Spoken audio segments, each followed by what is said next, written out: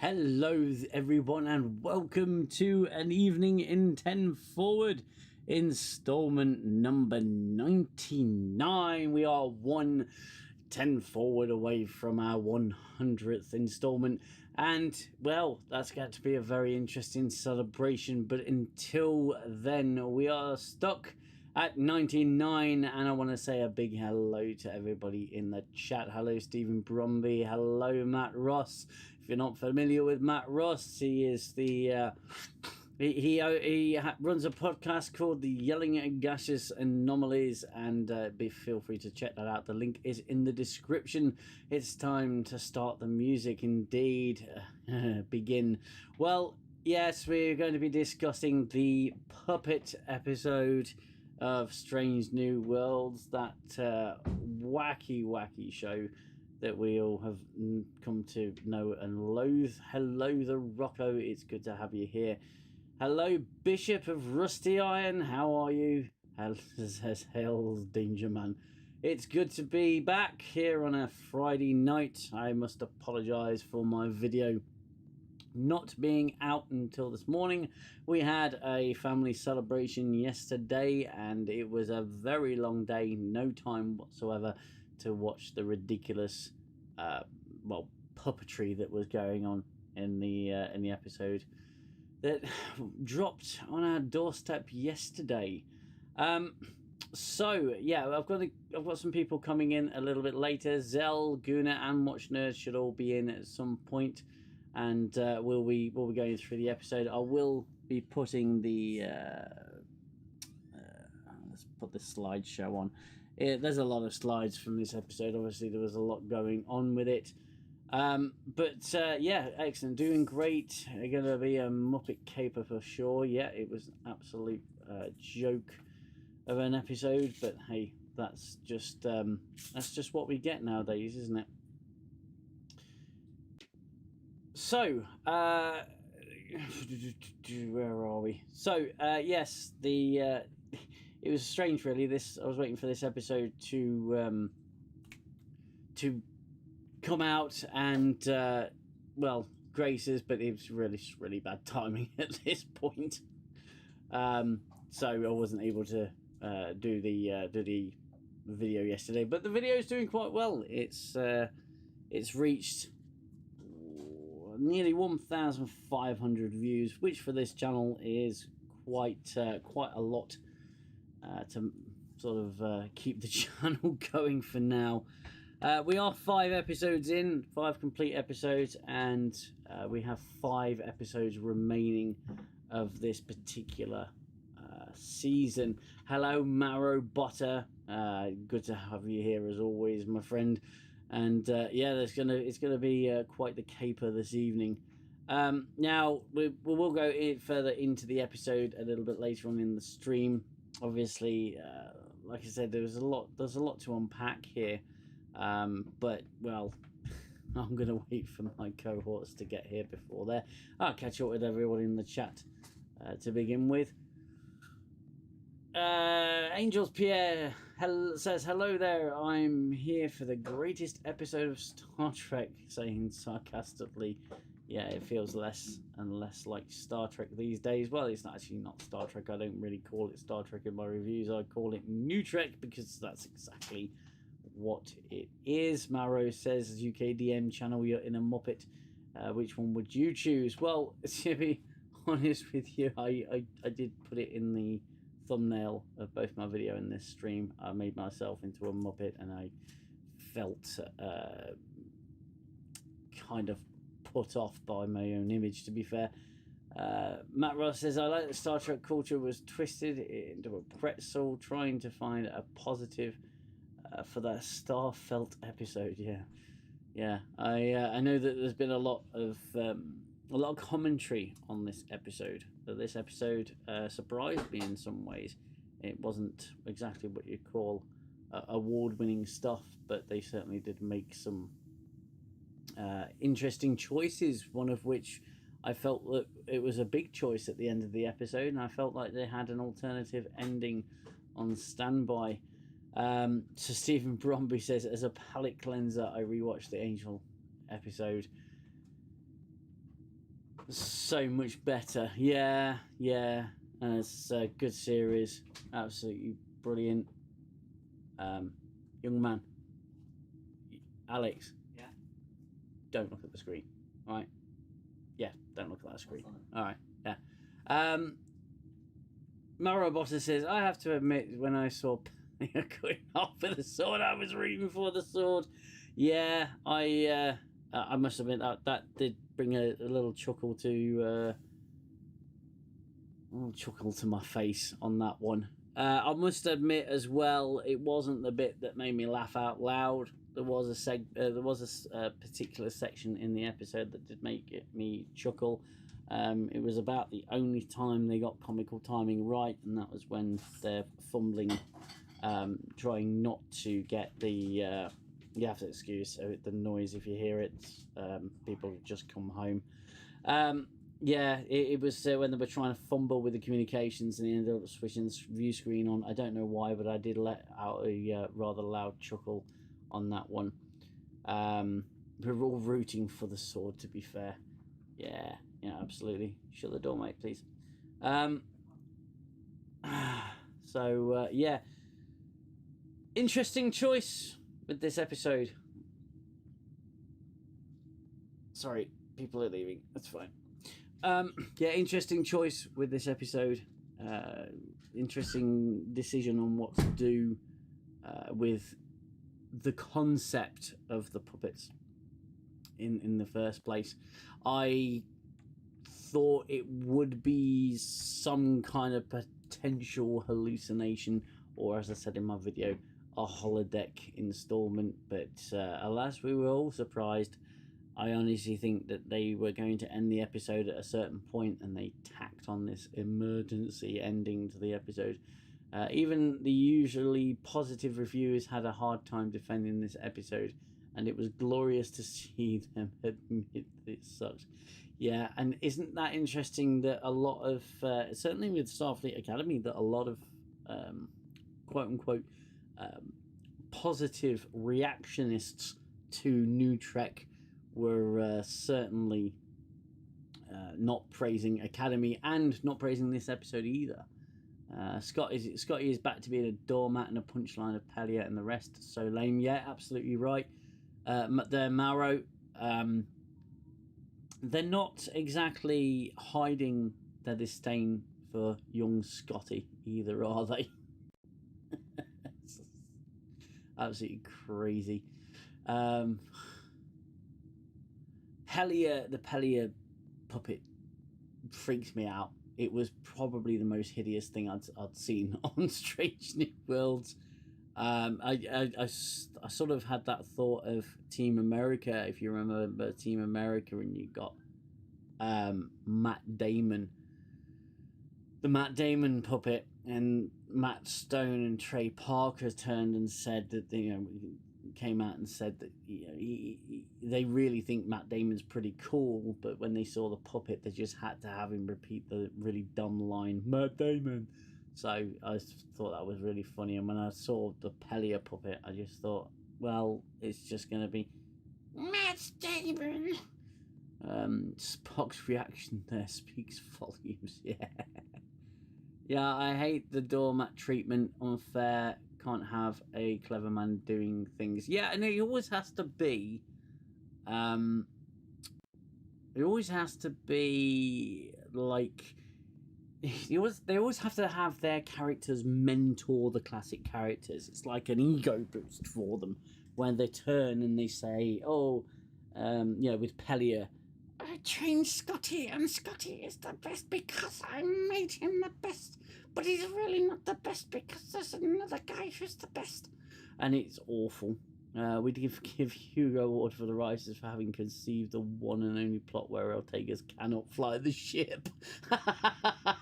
Oh, I wish I'd thought of that and put that in my review. That would have absolutely got some laughs. Why is Spock cutting off his ears one week and dreaming of Muppets in the next? Because, annoying critic, these are not our characters. These are not characters from the Trek that we love. This is pseudo Trek or false Trek, or as it's just been aptly named, New Trek. It is not our Star Trek. It is someone's really twisted interpretation of Star Trek. And you're going to get your quote-unquote normies that will pretty much just come out with the same diatribe that they've always come out with. Is that, you know, oh, can't you just enjoy it? Can't you just have fun? Well, no, actually, because I tend to care about what I'm watching. And the other classic response from them is, have you not seen the original series and how goofy it was? To which my answer will always remain, it was a show from a different time, with different quality and different ideas when it came to story, but it always stayed relatively rooted in the science. And I went into this episode before I'd watched it. I was adamant, of course, that there would be no scientific explanation as to why they turned into puppets, and I had a lot of thoughts as I was watching this episode, thinking, okay, so they are animated puppets. They're animated. They say they can't feel pain, yet the way that they act and the way the sounds that they make tends to lean that they're feeling pain. They can be dismembered and sewn back up again, but what is animating them? And you could perhaps lean down the course or the road that's maybe there was some kind of micro robotics at work or something along those lines. That may have been a cool explanation. But again, there's just no way for them to animate scientifically. You can't, you mentioned earlier, I didn't read your comment properly there when you were talking about season 5 of Angel, because we're currently going through Angel with my lad, and he doesn't yet know about that particular episode. So, but they did it, but they were allowed to do it. But the story allowed them to do it because that show is based in mysticism, magic, and the supernatural. This, however, is Star Trek, and Star Trek, the writers of this new Trek diatribe, they think that science is magic because they're not intelligent enough to understand it. That's my point of view on it.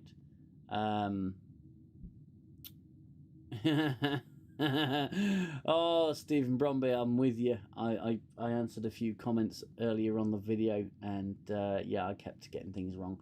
Either that or autocorrect would correct me when it's not supposed to. Or crap treek, or crap trek even. I cannot toop today. Yeah, absolutely. To Pring. Yeah, to Pring said it hurt to be on fire. Yet Pelia got cut in half, said it didn't hurt. And La'on lost her arm, but said it just tickled a little bit, or tingled, or whatever it was.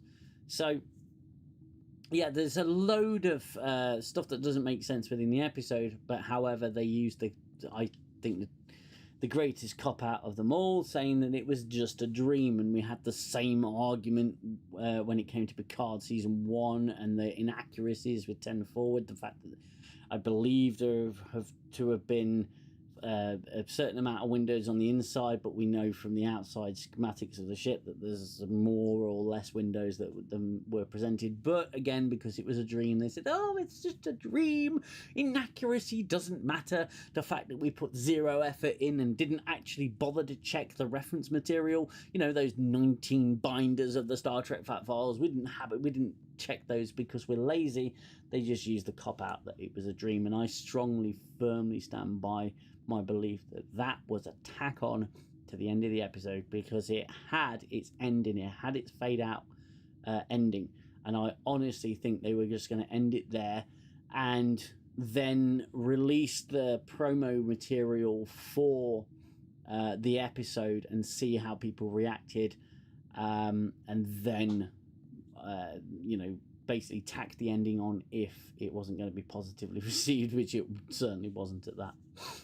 Amara Botta says, UKDM, what's your thoughts on as to how come Chapel from Lara Croft Centre Stage now is barely appearing? Writer shift, I don't recall another major character do such a 180.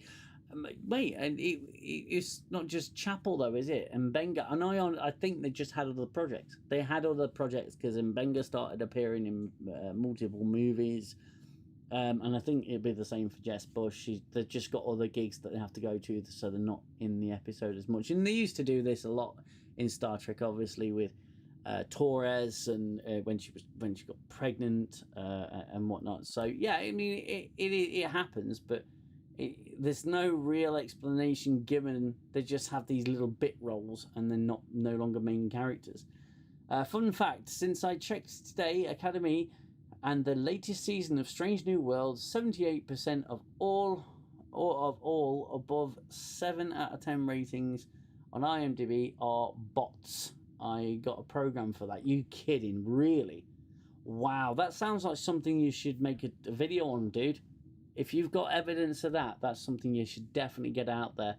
And, you know, provided it's accurate, I'll go along with that, definitely. Strange New Worlds didn't make the top 10 Nielsen's ratings. Well, to be fair, neither did Academy. It dropped out very quickly. It's been reported today. Wow. Hello, DM and chat, says Guna. Hey, Guna. Just popping in to say hi and wish you all a great stream chatting about Miss Piggy and Kermit. I might try and come back about after the football if you're still on. Yes, mate, we'll be on for a regular amount of time tonight. I believe next week might be a little bit different because it's the 100th installment, and well, I want to go for a 5-hour stream again if we can find enough to talk about, which I'm sure we can. How can it be written as a dream if they show scenes that Spock was not even in?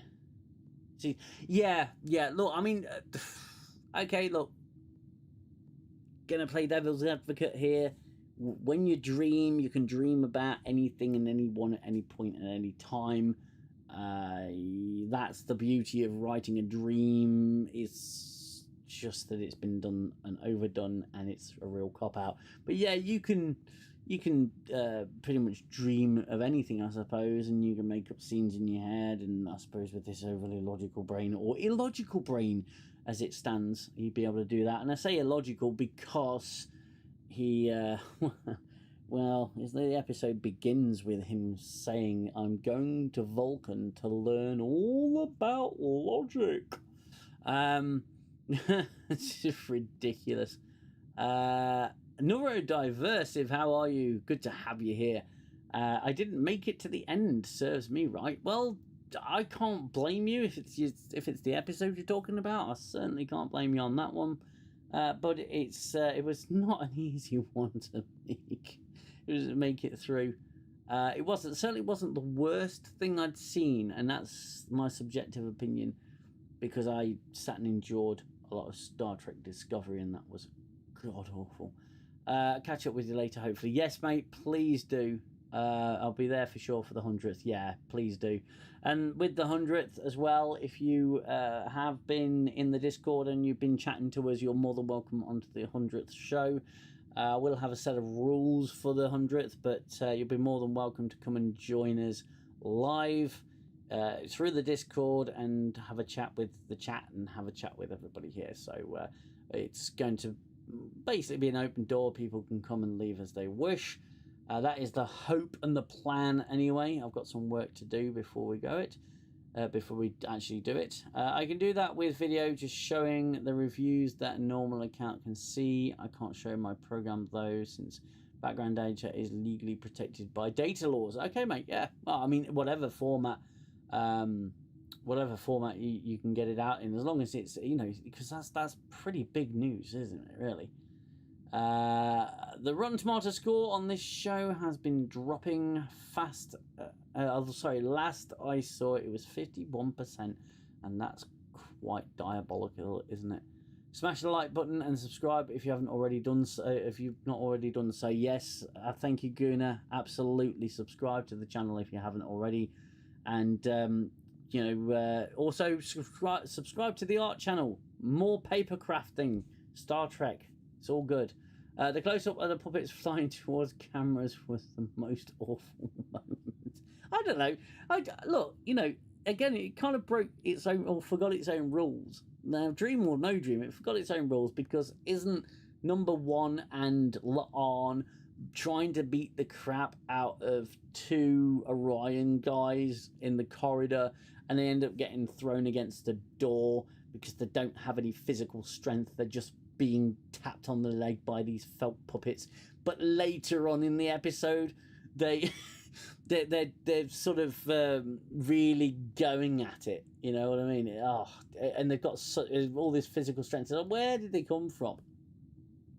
Matt Ross says, 9-year-olds, who wrote this? Oh my God, I can't read that. That's too far right. 9 Bayer olds. The most important thing in the episode is Pike acting like a baby over his chair. Wow, yeah, absolutely. The 100th is next week. Nice. I'll bring the beer and the Orion dancers then. If they're anything like this, the ones in this episode, I just thought they were sassy green humans. I'll be perfectly honest with you. Sassy green humans. Although people found funny this episode, or some parts, I'm sorry, but I couldn't laugh not even a second of the entire episode. Yeah, no, absolutely. That's going to be, you know, up to everyone, isn't it? It's your own subjective opinion. I didn't, like I said, I laughed at the communications thing, and I sort of smiled and smirked when Pelia got cut in half. The Pelia puppet, should I say? Should we do a poll if it's better a plant crew or a puppet crew? Well, I'm fairly certain the plant crew would win. I don't see what's funny. I think the problem that these writers are trying to always be funny and always have been. Yeah, it's being funny at... It's like when you try and poke fun at someone who's actually well liked. You end up looking like a bit of a douchebag. And these writers certainly do look like douchebags to the rest of us, because they're playing with toys. They don't even have any idea what the origins of these are. They've just done a bit of research and they're just smashing toys together and filming it to see what sticks. The need of the many line is unforgivable. It pissed me off so much. The Khan bit I was just, oh God, that was awful. Absolutely awful. Think the Orion dancers from the Enterprise episode. I'm struggling to think about anything else now. Thank you for that, Stephen. I like I said, I'm fairly positive they had that ending in the bag, just ready to mix it in with, you know, tack it onto the end just to change the context of the episode, because the episode, you know, from a scientific standpoint, had a lot of problems. It's just the premise is never going to work, is it? You know, a level 5 transporter accident. Okay, so what's they come up with all these fancy terms, you know, like a level 5 transporter accident. Well, what is a level 5 transporter accident? What happens during a level 5 transporter accident, and why haven't we heard of it before? Oh, that's right, because the writers don't know what they're talking about. Was also angry at the Star Trek 2 stuff. Yeah, that was it was again. It felt like a mockery, and it was very much in the irk of sort of Lower Decks. Now, I hated Lower Decks with a passion. There was nothing that was going to make me like Lower Decks. It was awful. For the 100th, also Pelia.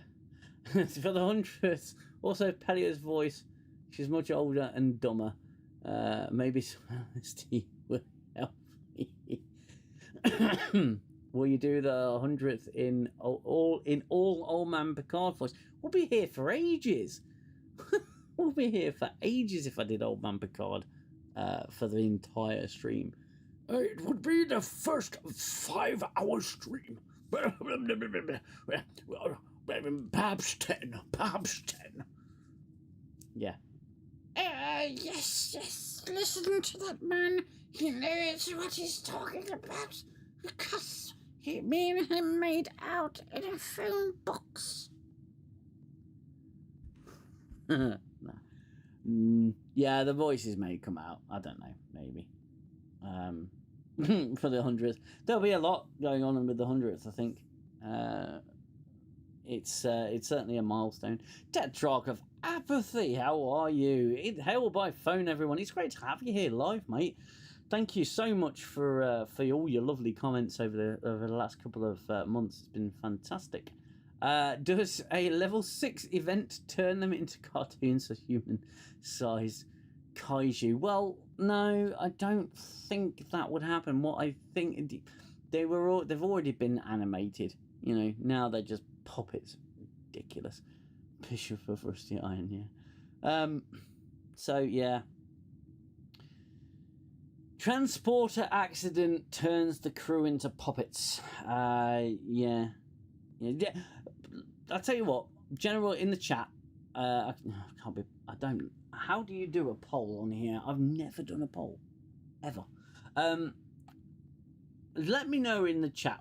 Do you think that ending was on standby, by any chance? Because I genuinely think it was. I really do believe that they tacked that on right at the end. What we got here? Engage with your audience. There you go. Start a poll. That means I have to sit and type, and I've got no one to cover. Let your viewers weigh in. I'm going to start a poll. Ask the question. Oh, an optional. Ask the question optional. Why is it optional? You've got to have a question. Was the episode tacked on? The episode ending tacked on. Ending tacked on. Last minute. I believe I can spell. How do I post it? Oh, start poll. There you go. That is my first ever poll.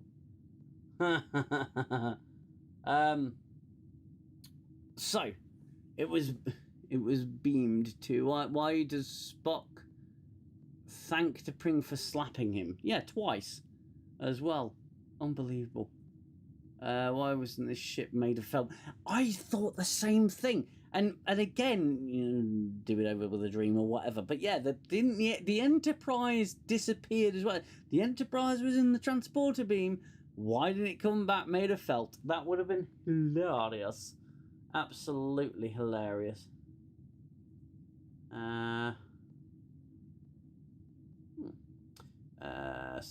If Scotty had felt hands, how did he make the glove? Exactly, yeah. Xell's coming to the stream. Hello, Xell. So glad to have you here. I need the Imperial March, I tell you, it's my entrance music. I have been keeping the audience warm just for you. Really? Because I've got 2 episodes to go through, I tell you. Of course you have, yeah. Well, and the latest one I literally watched a couple of hours ago. Yeah, so it's still fresh in your head then. Well, I'll put it this way. I was already having a bad day. And then this episode came along. Just to make you feel better. Well, you know, I'm not quite at you know, falling down territory yet. You know, I might get there. Oh, welcome to 10 Forward, Xell. It's the penultimate episode before the 100th installment. I can't believe we've done it. Oh, we are so getting drunk for that one. Oh, and then some. Just as long as you don't start dancing on a pole, DM. I don't any of us want to see that. I doubt any of us want to see that, to be fair. Well, no. That's what OnlyFans is for. But if, yep. Like I said, very, very different, very, very different content there. So yeah, that's Quark's bar. Yes, yeah, that's the less mainstream version. Oh, wow. Okay, so Xell, do you want to take us through your thoughts briefly on last week's episode before we get into puppetry? I will pause this image slideshow. By the way. No, that's fine. My basic thoughts, and I'll try and sum them up as briefly as possible so we can get on to the real mess and catastrophe. The last week's episode was a really wasted opportunity. Yeah. And I'll refine that a little bit more. We had an opportunity to see a planet under Klingon occupation during the 23rd century. Yep. Right? That could have been awesome. Like, to kind of see that. And I like the idea of there's crew members stranded and they're waiting for rescue, so they've got to try and hide while learning as much as possible. Instead, what we got was somewhere between Schindler's List and Casablanca. Yeah. Now, don't get me wrong, that's not unheard of. Like, literally, there's a DS9 episode which is literally Casablanca. It's the one with Quark and his Cardassian girlfriend. Mm. And the writers even explicitly said, "Oh yeah, we just want to do Casablanca in Star Trek." Yeah. And this is, but the difference is the setting was still Trek. They didn't have to do what I can only presume is a really bad version of LOLO. You know, it was still set on DS9, still with all the same things as normal. It's just the storyline they pilfered from, which is that works. What they did with last week's episode. And I was kind of laughing at points, because I don't know about you, but did it seem Mbenga was strangely comfortable? It was in his episode? element. Definitely in his element. Especially wearing the whole Gestapo getup with the armband. And Yeah. He's strangely comfortable. The other characters are freaking out, going like, "We need to get the hell out of here," and he's just chilling by the bar. Like, Also, the guy who was playing Core is not playing Core. No, he's not playing Core at all. And Toshia, I didn't even click it was supposed to be Core until it actually came up at one point later in the episode. That's supposed to be Core? Would have worked better if they'd said, all right, Core is the person in charge, but this guy is like his right-hand man or something. Make him a unique character. Because that dude was not Core. No offense, he did an amicable job with the material he was given, but he was not Core. You remember the scene where his voice went when he just elongated the word? Oh. I was like, what the hell was that? Was that a spasm? There were definitely parts of that episode where we laughed, but I'll be honest with you, I just kept thinking LOLO the whole time. At some point, that he's going to be interrogating Uhura and he's going to ask her about where the famous Madonna with the big boobies is. Yeah, but even Uhura was just mildly off-put by the torch. It's just like, Is this have we got it on the right setting? Is this actually on torture mode? I'm not sure. I think she's enjoying this a little bit too much, guys. Oh, sorry. She's enjoying it a little bit too much. Sounds like he was as well. Yeah. But yeah, last week's episode was just wasted. Yeah. And I mean, the black and white thing, the explanation they gave is semi-legit. Yeah. It's not entirely there, but it works. You know, we're in black and white because this star's radiation affects what we can see. Yes. Color-wise. Yes. That is actually something in science. Yes. There's no actual examples of that in reality, but there's certainly things where some spectrums are affected, which is fine. I get it, but again, we have an opportunity to see a planet under Klingon occupation during possibly one of the highest points of the Empire. Yeah, and it looked like the campest thing on that planet. And it's like, so this planet is apparently an Art Deco planet. Yeah. With a Hercule Poirot fascination. It was just badly done, and it fitted some of the trends that we'd had with like some of the previous episodes, where it's like good idea, bad execution. This was a wasted opportunity because of its bad execution. Because I would have been fascinated to sort of see what it was like living under Klingon rule. Yeah. I don't know why they made the Klingons mid-century Germans. I have no idea why they went down that route. Because I'm like, no, that just doesn't work. if they tried to go with more of an allegory towards like the Russians, because that was always the traditional thing, wasn't it? That the Klingons were a stand-in for the Russians, the Federation were the stand-in for the Americans, and that was kind of the thing. If they'd done that could have worked to a certain degree. Yes. You know, if they want to use an allegory. But to go, to go full sausage factory was a bit much. I'm trying to use as many euphemisms as possible for the YouTube algorithm here. Okay, so yeah, you have to forgive me. I appreciate. I can translate. I'm sure the guys in the chat. I'm sure everyone understands. You know, the Federation is a quarter of the galaxy. The Klingon Empire is one small sausage factory in Tanganyika. Oh dear. Hello, Aussie Bob in the chat. It's good to have you here. And Matt Moss says, and the reason I don't think they tacked it on the ending is because it requires thought. I don't know. I think they had that on standby. But hey, just an opinion. Hail to all to just join the group therapy session. Yeah, I hope you bought alcohol too. Oh my god. Yeah. Sound is very quiet. Is anyone else experiencing sound? Because if it's on our end, I'll see what I can do about it. But I've only had sort of one person feedback about that. Apparently we're very quiet. So, hello, Lex says, hey everyone. Annoying critic says, Mbenga, is this your first time? He's did crap me up in this latest episode. He's got 2 nails, which I don't know where he found 2 nails. We'll get to that. We'll get to that. My God. That's just nuts. He looked like a psycho puppet. Aussie Bob says it's quiet. Chucky. So, it was a race swap Chucky, effectively. Yeah. Is the vibe I got. Always the gingers. Why always the gingers? So the sound is low apparently, but we've got pretty much everything up to max this end. I mean, I can chuck it up a little bit more, but I can't pump myself up more. No. Let's. Is it Xell that's quiet, or is it both of us? Sound is low on a mobile device. I'm not catering. That's the problem. I'm not catering to my mobile viewers.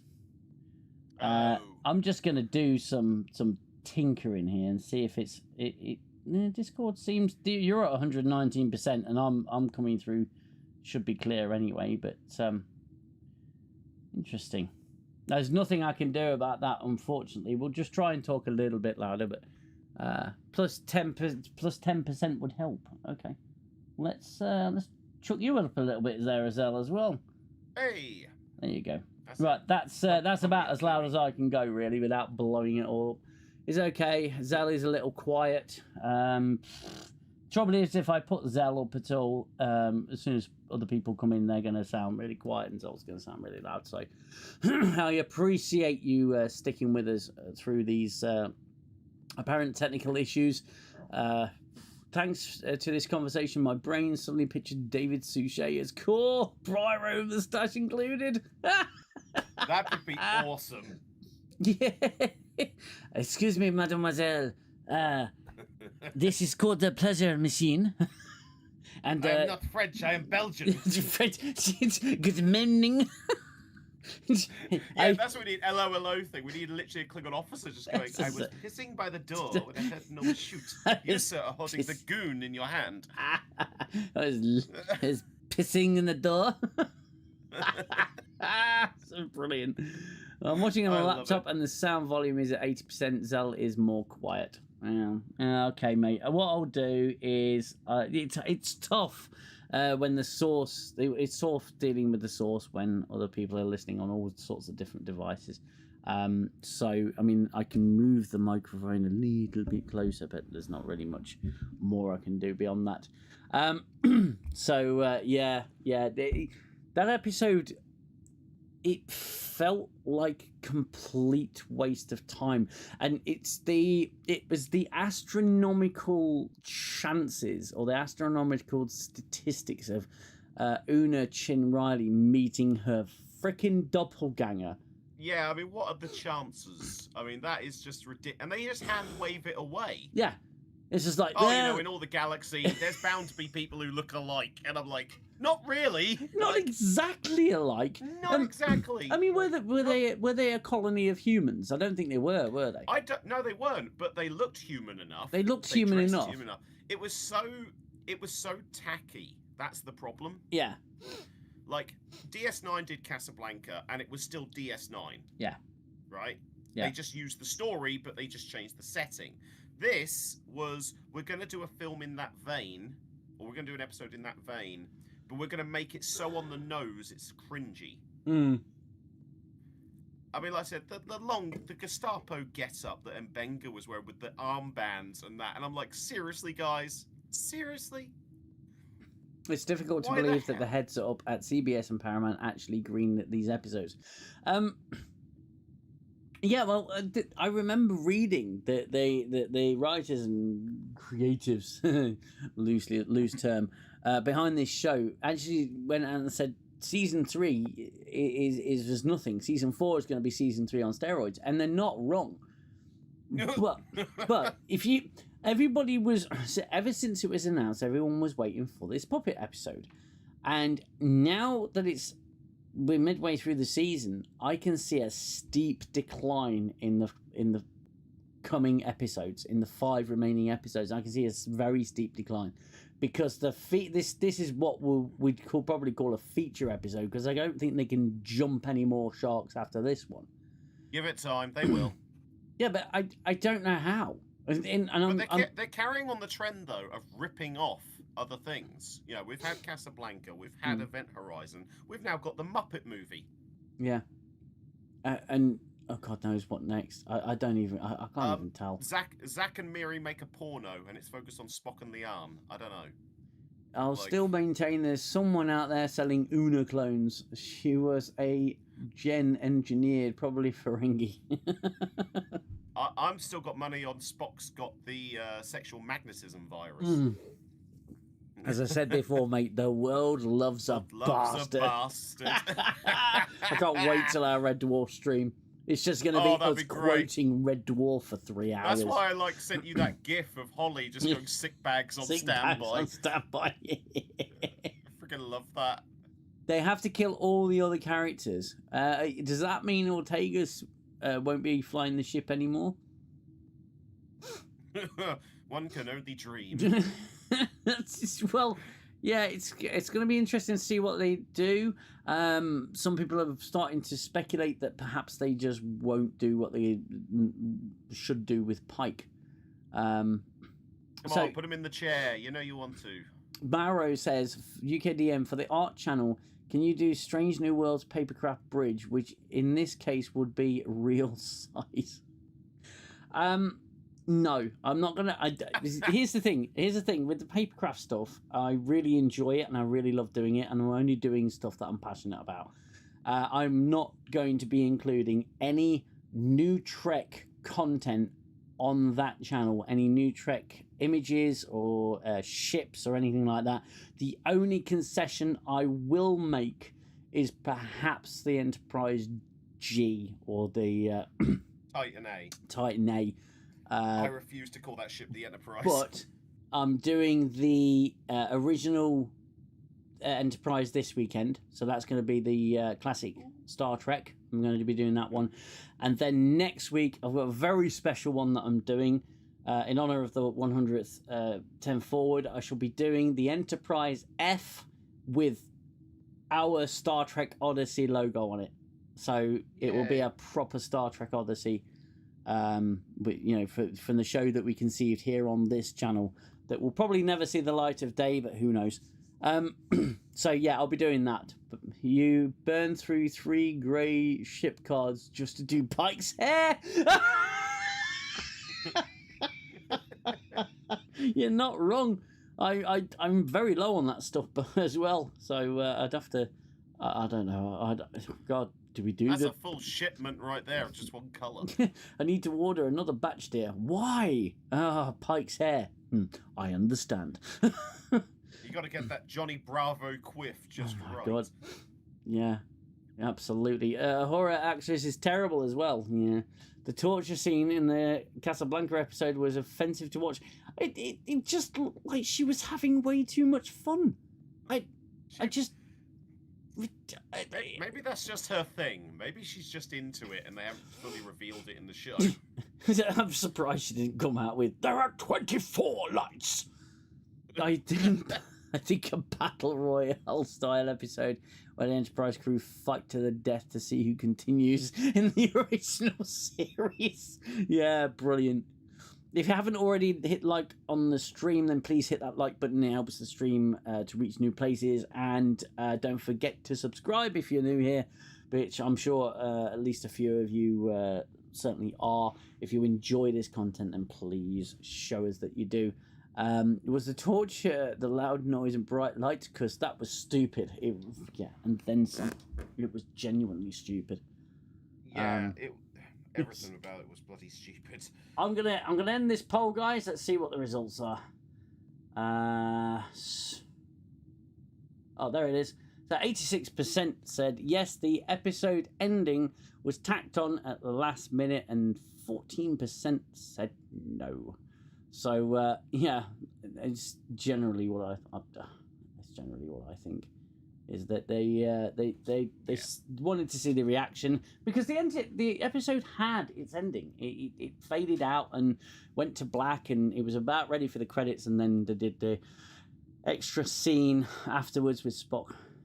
I swore so hard at that because I was like, you bloomin' pussies. Yeah, they didn't even commit. It was like the ultimate cop out. If you're going to have a dumbass idea, at least stand by your dumbass idea. Yeah, see it through to the end. No commitment. This idea of a Muppet episode has been something they've been wanting to do for like 2 seasons. Yeah. I was reading up from like some of the writers, and I'm like, why? We may as well jump onto this episode. Yes. Yeah. Shall I restart the slideshow? Let's restart the slideshow. Let's restart the slideshow. Let's get through this absolute travesty of just television. Well, look, I found it interesting. They did bring the Jim Henson Company in to do the puppets, which I've got nothing but respect for the Jim Henson Company. They brought entertainment to millions for, well, decade upon decade upon decade. Fantastic group of people. And I have to admit, the quality with the puppets, it was there. You can't really deny it. They were very well constructed felt puppets, but it's Star Trek, It would work well. That's why I shared that tweet with you. That tweet I found. Yeah. From that previous, that's an ex Star Trek writer. Yeah. Who was really critical after seeing clips of this episode. Yeah, and I said in my review, mate, it would work as a Saturday Night Live skit. 100% it would. And I said, I mentioned the Voyager Fraser episode and the SpongeBob commercial and all of that. They can do that sort of thing as promotional material or skits or anything like that. But making it a full episode is ill-advised at best. I was thinking, it's like a Red Nose Day kind of special. Yeah. You'd expect, to raise money. Yeah. You're going to do this kind of quirky thing. It was just, this episode is quintessentially the writers giving us the middle finger. Yeah. We are going to actually mock the hell out of the thing you love. We are going to reduce it to the lowest common denominator. Yeah. And it really was just like, are you having a laugh? And then the ending, the cop-out ending was like, yeah, you really are just giving us the finger. The fight on the bridge was beyond stupid. I 100% agree on that one. Orion warriors falling in triplicity. And again, I mentioned this earlier, Mauro.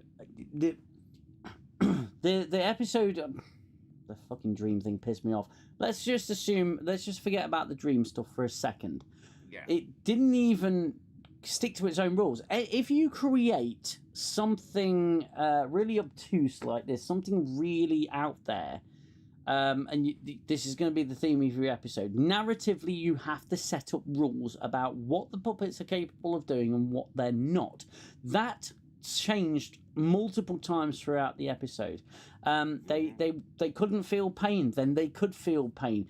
They were really weak. You see Una Chin Riley beating the crap out of an Orion soldier, and she's just going, are you even feeling this? And he's just been tapped by a felt puppet. It's like a toddler attacking you with a bloody puppet. And then later on the bridge, they seem to have all this bloody strength. It's like you can't even. You're not following a predetermined set of rules that guide the narrative. You're simply writing things that seem like a good idea at the time, which is absolute. It's just a joke. Yeah. Absolute joke. Sorry. It's all right. So yeah, no, you're absolutely right. The rules weren't followed. They'd established one thing, then contradict it. They had no plan. They just had an idea and went, let's run with it. Yeah. Without thinking it through, because I was trying to think, how could this episode work if this was done in old Trek? And all I could think was this would be like a Q episode. Yeah. Right? Where Q would do, because we've had transporter accident episodes before. Rascals is always a good example. Yeah. Like transporter accident, or even Our Man Bashir. That was absolutely brilliant episode. Transporter, great. But it was a transport, ignoring the ending, right? Yeah. The transporter accident doesn't even make sense. No. From the get-go. I mean, one, there's going to be safety protocols in place, right? Even back then. But you've also then got to consider the whole ship transported. Mm-hmm. You know, it extended the beam outwards. It's like that still doesn't make sense. No. The buffer cannot handle that much. Jesus. Well, it's also the fact that the buffer exists on this very ship that's trying to transport. It's not possible for it to transport itself anyway. Exactly, that's what I mean. It doesn't make sense. If that was possible, they'd have a new Starship Discovery on their hands, just wouldn't have the kind of range. It's ridiculous. Well, they'd be able to do a whole kind of ship cloning, wouldn't they? Yeah. Do a Thomas Riker on the ship, and you'd rebuild your fleet bloody quick, I'll tell you after all. Of course you would. The Klingons would have outnumbered. Absolutely. Or it'd be like that Red Dwarf episode where one's good, one's bad, but you know. Yeah. Yeah. Yeah. This is going to have my way with you.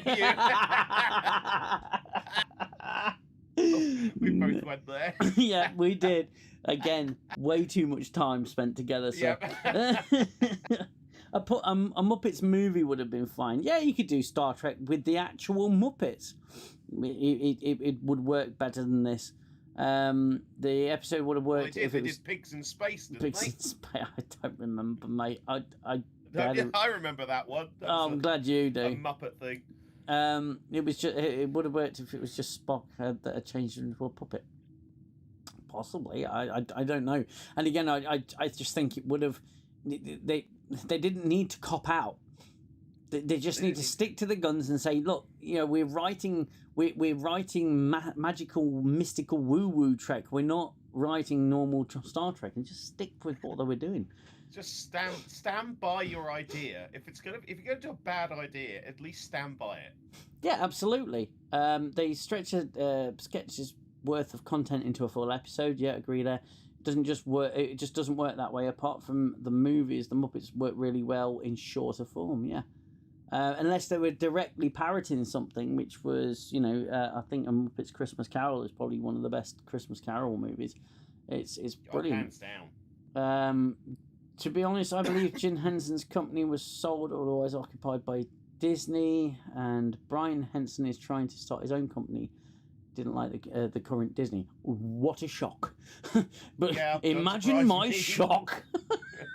Nobody likes that Mr. Mouse for those wearing ears that brainwashed them. Oh yeah. Well, Disney is Disney is Disney nowadays, isn't it? It's actually an evil company. I actually want them to bring Walt out of the freezer now. Please, bring Walt back. Look what you did to my boy. So yeah, basically, if you haven't seen the episode, then you'll hear clearly just to see how insane it sent other people. See our mental breakdown. Yeah, yeah, absolutely. Scotty's working on a new long-range transporter. It's supposed to transport people longer and further than it had ever before, even though, to be perfectly honest with you, it probably breaks canon anyway doing that. And he decides to send Little Ricky, a puppet that you'll be able to see on your screens, and he wants to beam it into the quarters of a person who keeps outwitting Scotty and being better than Scotty. A rival engineer yes, on another ship. A rival engineer on another ship, and he just wants to violate all protocols of privacy and transporter protocols by beaming this sodding puppet. The laws of physics aren't laws, are they? They're just guidelines. Guidelines, yeah. They're really guidelines. I think that, you know, Scotty wants to build this transporter or use this transporter, do this test.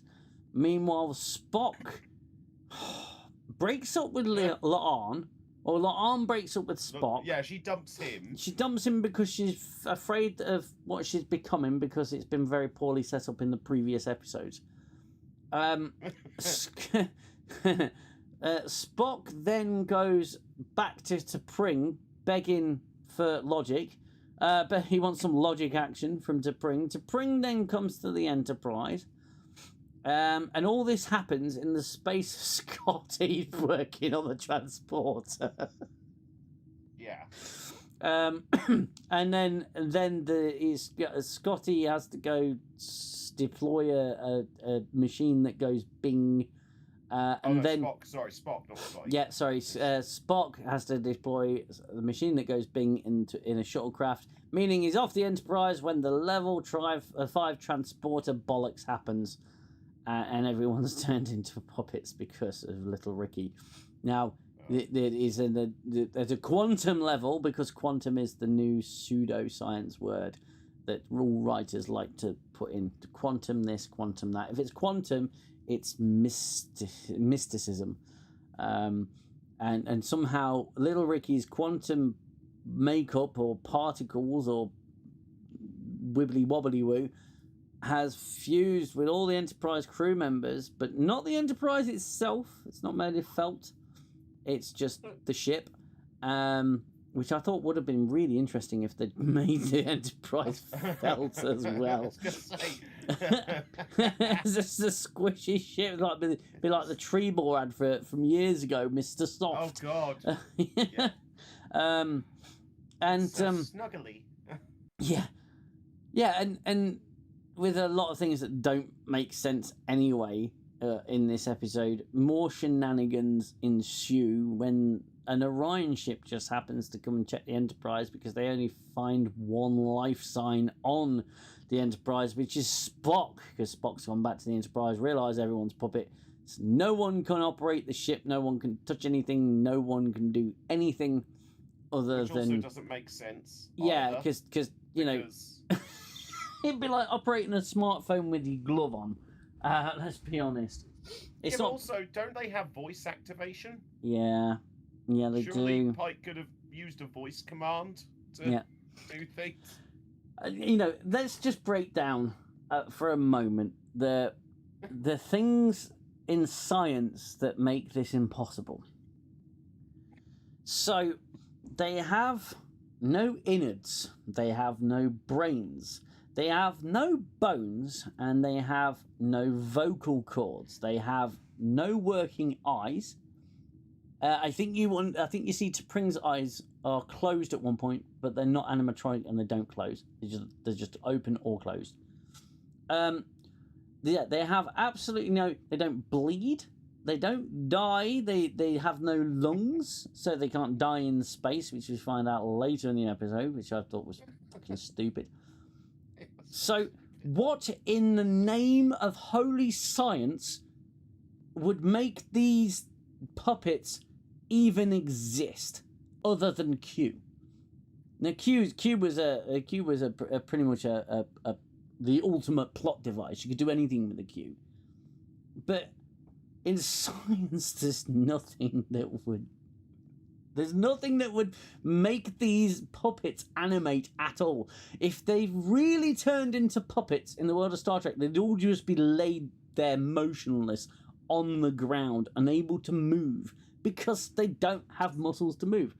Now, sorry, I'm just picturing Spock putting his hand up their backside. it's so smile time. It's so smile time at this point. And it's just, especially when the puppet's got like a hand up the guy's back, and it's gross. But it'd be like that. And I just, there's the reason it worked in Angel is because Angel is supernatural. The world of Angel and Buffy is supernatural, and it's mysticism that achieves this, that animates these things. At some point we see when Willow's on a magic crash or whatever, she animates a dress that's Tara just to hug her. If you remember that scene, magic can do that. It can animate things. But same with the musical. Same with the musical episode. It was just down to a musical dimension.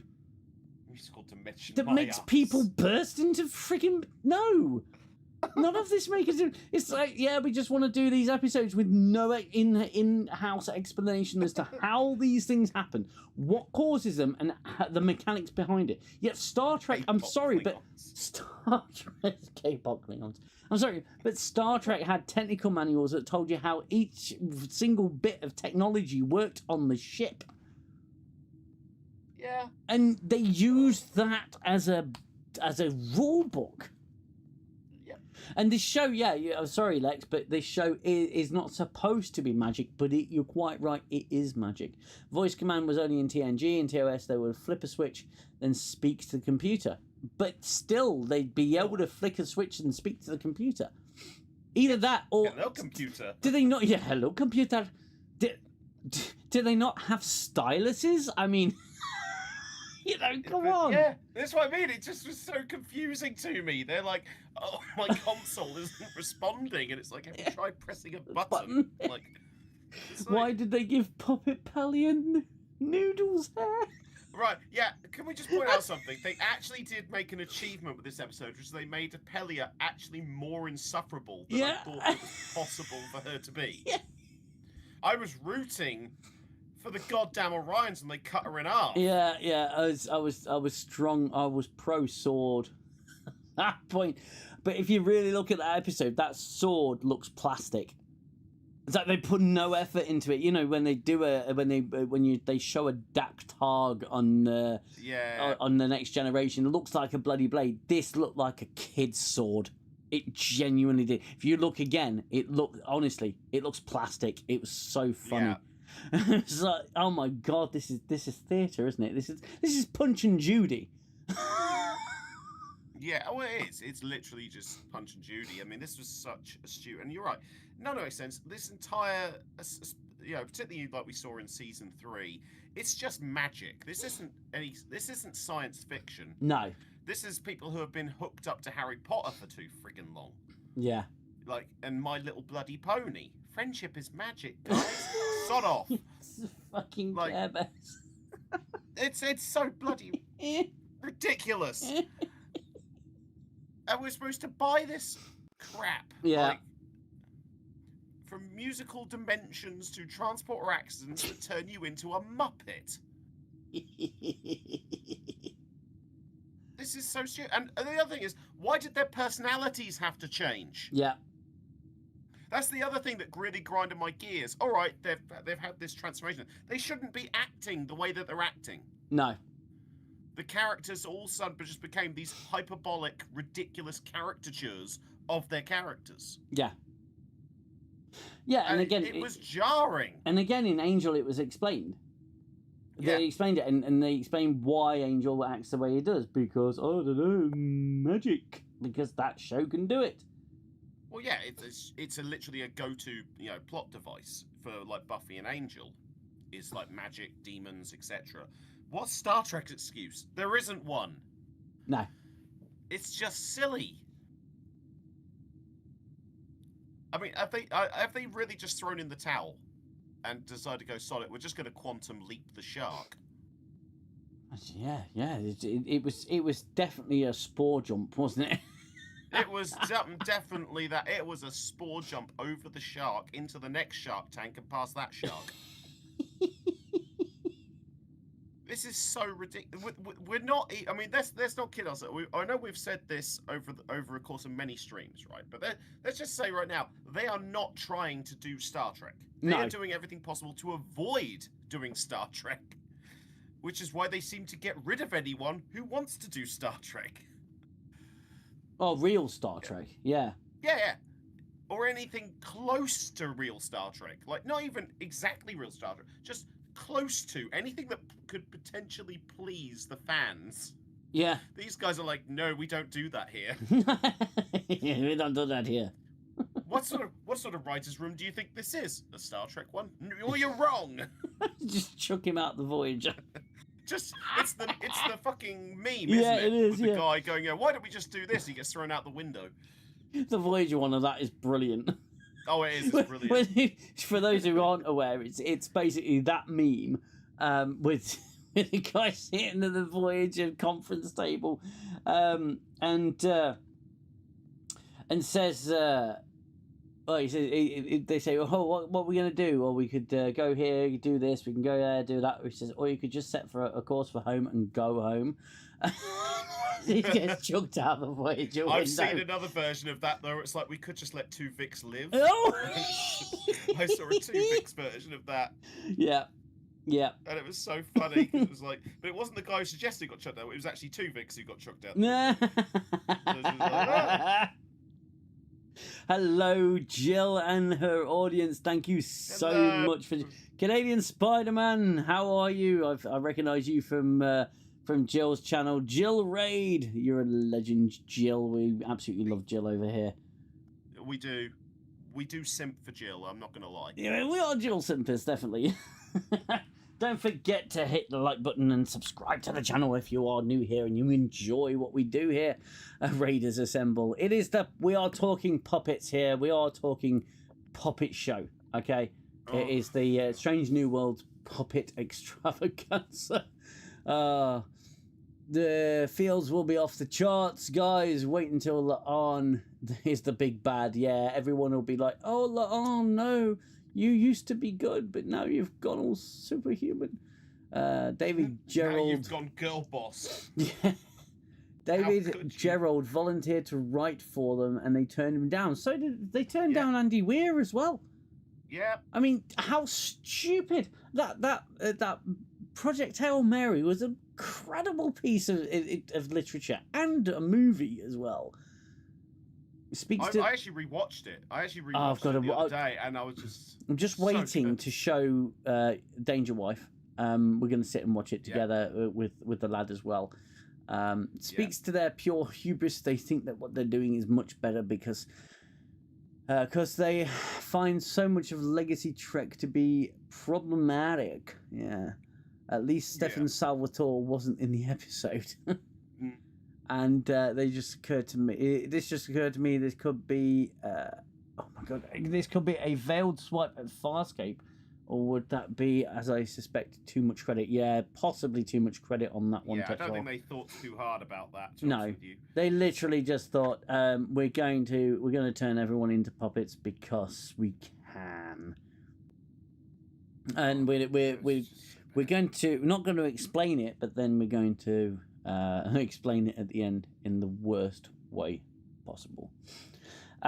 So Scotty is trying to transport this little Ricky puppet, and I love that instead of intimating that there is a problem through the narrative structure or through some subtle visual hints, the computer goes, transporter malfunction, and just has it. They do this all the time on New Trek. They have the displays, fire up with big bold letters.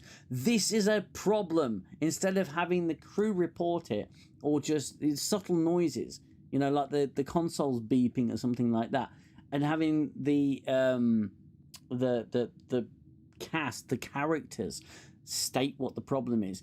it's just alarms everywhere, things going red, big freaking writing on the just on the consoles, and then they just do a freaking Sigourney Weaver from Galaxy Quest and repeat the damn computer. Oh God, they did. Didn't So they? stupid. When Q brought the mariachi band onto the bridge, that was so funny. It was better days. Yeah, you know, B Nelson. Yeah, welcome to the stream and to the channel. Yeah, absolutely. It was hilarious. Q was I loved the species, the Q species, and the character of Q. Fantastic concept and a really useful writing tool, because a Q is basically omnipotent. They can do anything that they want, but you know, and you can have a lot of fun with that. But in as much the same way, you can have a lot of fun with the holodeck. You know, there's something ironic, isn't there, about a starship full of atheists meeting God on their first adventure? Yeah. Yeah, you're quite right. You're quite right. And he's annoyed at them. Yeah. You have gone too far. Thou hast ventured far too far. Exactly. You're to go back home and stay there. Naughty boys. Naughty. Yeah, Oh maybe my the God. computer is a homage to Holly from Red Dwarf. Well, they can keep Red Dwarf out their freaking mouth. Yes, I'm sorry. Nobody touches Holly. No. Okay, Holly is so good. I'm going to call HR if anyone touches Holly. Don't you dare touch Holly. Don't you Dear dare. God, no. Norman Lovett is a national treasure. He is. All right, dudes. Yeah. I suppose if they Oh. were going to do it, that would be the one line that they do. I love because I've just finished my rewatch of the whole of Red Dwarf. Yeah. Right, and I love the end of season 12 when I haven't seen River it. is- Oh, you haven't seen No, it? I haven't seen that one, mate. Not Do you yet. want me to spoil it? Do you want me to spoil it for you a little bit? It is on the list of things to watch. Right, I won't spoil it for you, but let's just say that there's a scene with Holly Yeah. and Rimmer, and it's one of the best scenes ever. Oh, I will definitely watch that. Definitely. Okay, it's so worth We've it. got to catch up. I've got to catch up with Red Dwarf. The last one I saw was 10, which was pretty good. I enjoyed that. I one. liked it. Yeah, Red really Dwarf good. has better scientific explanations than Strange, Strange New Worlds, yeah. I just want to point that out. Like, Do they not- actually have science. Do not tarnish Norman Lovett. He's the goat. Yeah, Oh, absolutely. he is. Maybe Strange New Worlds needs a reverse episode. Oh, Oh, God. Not null. Oh, my Not God. null. No. Where's Cat? Where's Ekip? Ekip's around here somewhere. Captain Ekip. Oh, my God. Saggio. Saggio flies the ship. Oh, God. Saggy who flies the ship. Saggio flies the ship. Oh, on would be not all. Oh. Oh, my God, that's so funny. Oh, Spot would be Cocops.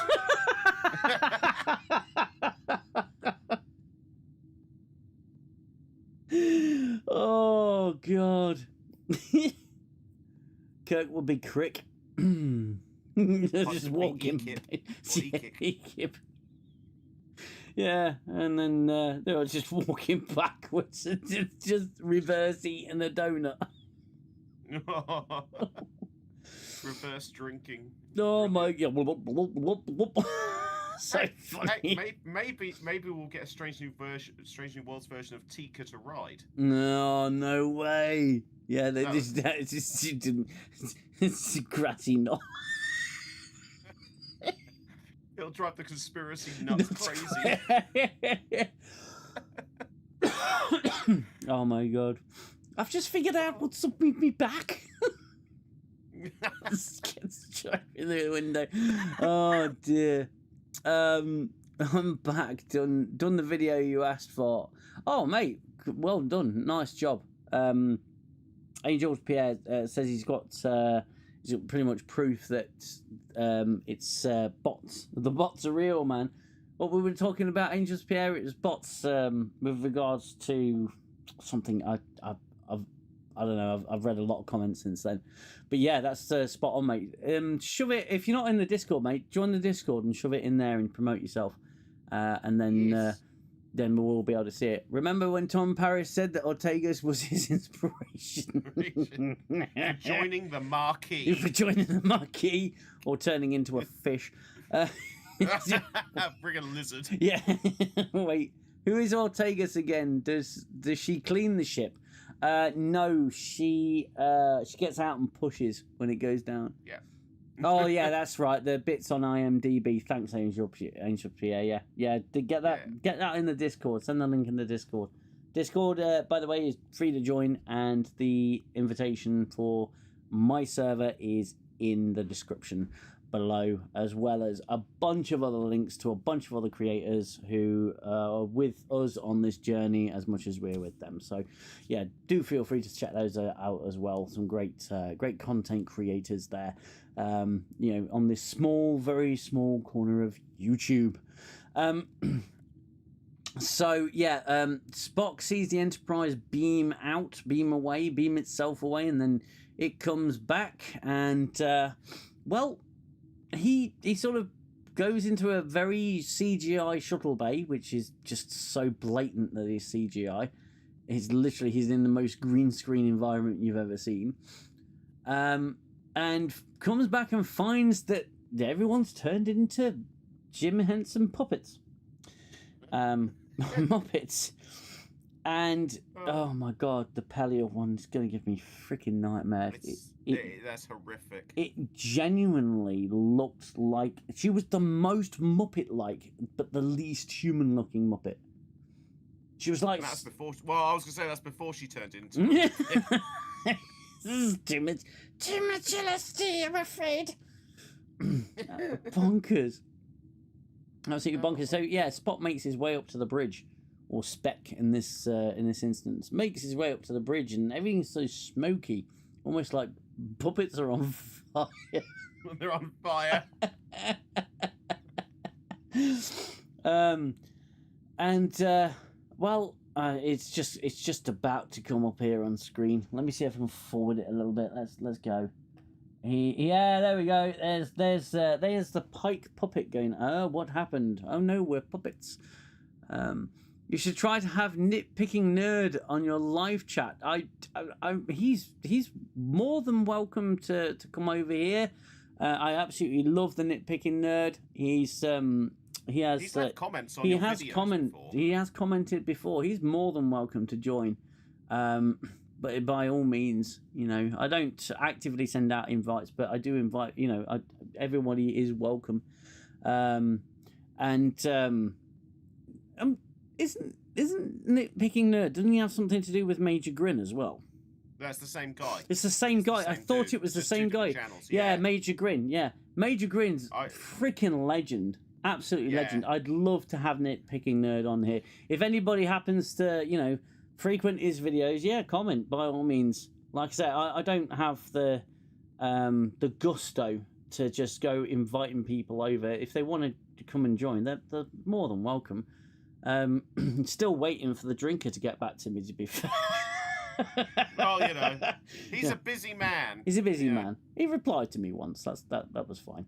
It was on the lines of "Who are you?" No, it was a very soft no when I started out. It's like, no, it'll be fine, thanks. So yeah, he's realised Spock's come onto the bridge, and he's realised that everyone's puppets. And they all look, like I said, the puppetry and the quality of these puppets is absolutely fine. Nothing wrong with them, really, aside from the Pelliot one, which is nightmare-inducing. Send it in one of the Discord channel. Warning, I'm very bad at making videos. I mostly do alien playthroughs. Or silent playthroughs. Yeah, silent playthroughs. Right, I got you. No, that's fine, mate. Absolutely, yeah. No worries. There's a promote yourself channel in the Discord, so you can stick anything that you make in there. It's completely, there's no strings attached. It is literally just promote yourselves, have fun with it, and the community really supports one another as well. So by all means, check out that Promote Yourselves, because a lot of people do some really good work. You two are the only ones I look forward to listen to after each episode. Oh, bless you. Oh, thank you so much. Xell, you're popular again. What happened, man? I was always popular, just not with certain demographics. No, I've no idea what you're talking about. That sounds completely preposterous. I think it's more likely that you and I turn into puppets right now.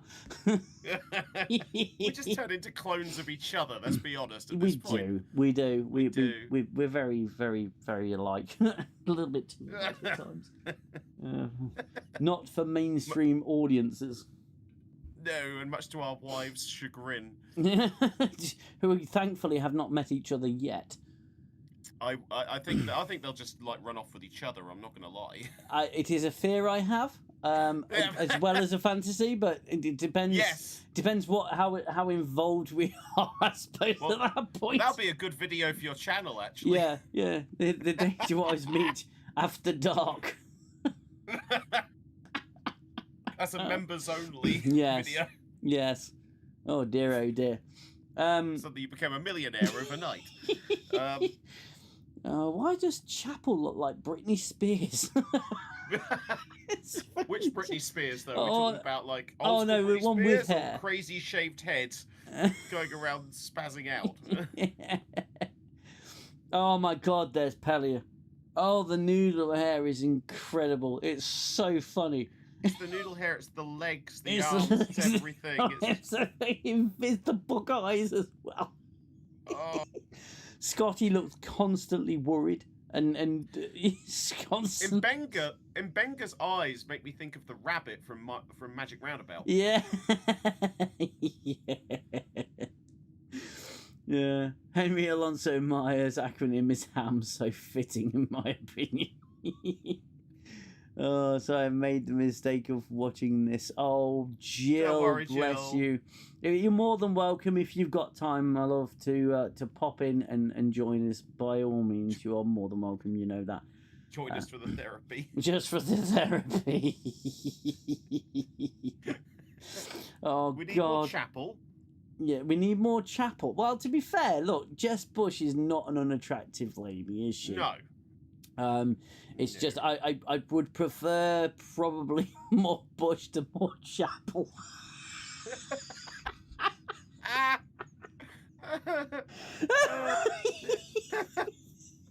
Oh, and the stupidity has begun. It's fine, it's how we're going to get through this. The Scotty episode the Scotty puppet looks like he hasn't slept in 100 years. Oh, Oh my yeah, he looks proper worn down, doesn't he?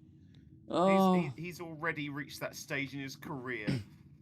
yeah. He's had enough. Oh my God. Yeah, and proportionally, Pike's hair's returned back to the Paramount Mountain, hasn't it? Yeah.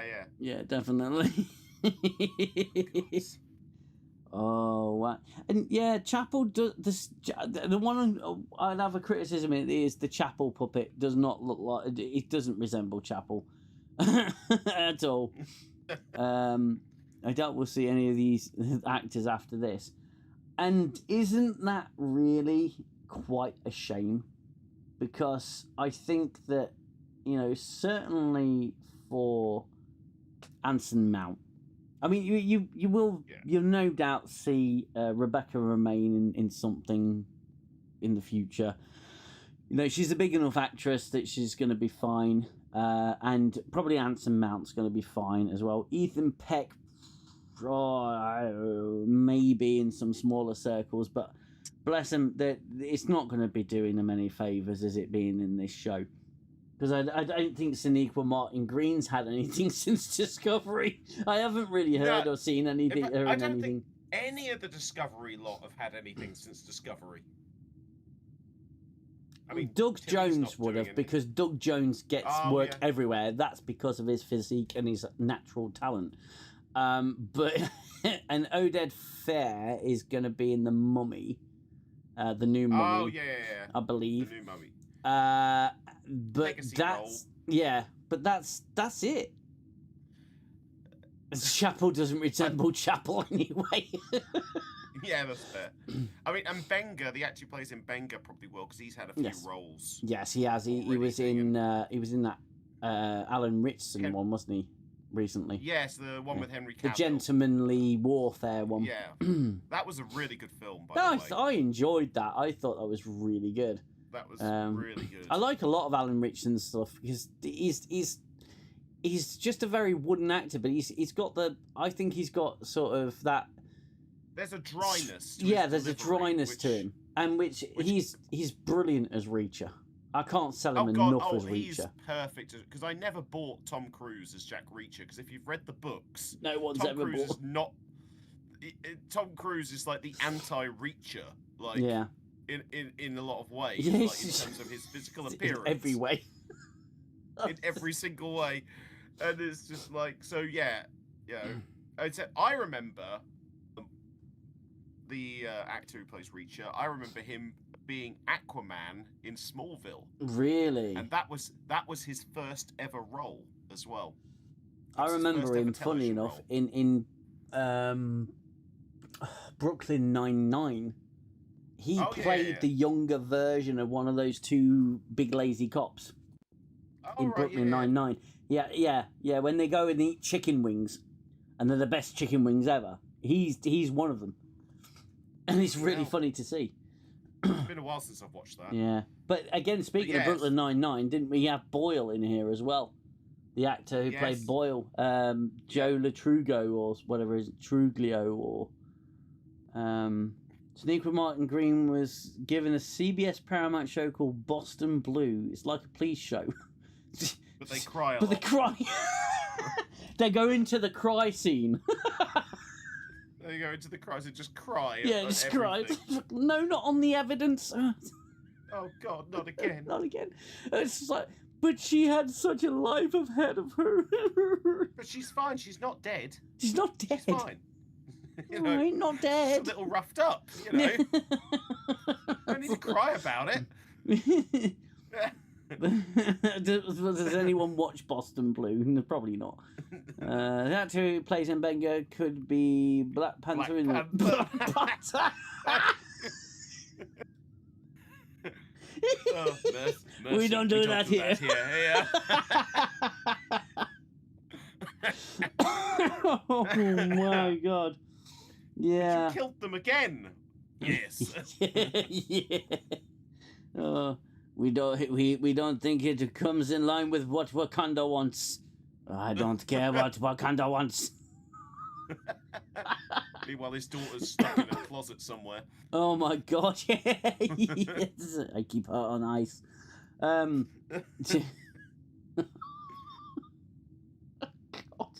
Why does the chapel puppet look so special?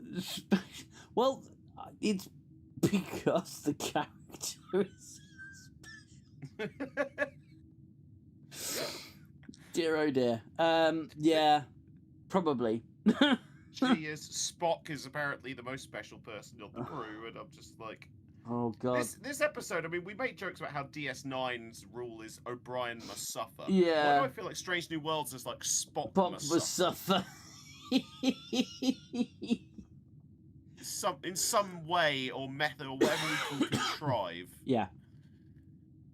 Yeah, because this episode, he was having like panic attacks. Yes, he has panic attacks now. Yeah. Spock, a logical Vulcan, has panic attacks. And has to go running back to his ex when he gets dumped. Yeah, what a cock. What a cuck. We should name him Spock from now on. Spock, yeah. Oh my God. Oh, Tetrock says, ducked out for a minute. I am repeating a comment from a Thursday chat. Carol Kane's puppet looks like it was moulded out on a shrimp muppet. It's very buggy-eyed. It looks like a model that's been in the pool too long. Borsk. Yeah. And several panic attacks in which he gets slapped for it, to break him out. Gets slapped by a muppet. Yeah. Of T'Pring. T'Pring, with no physical strength. Mm.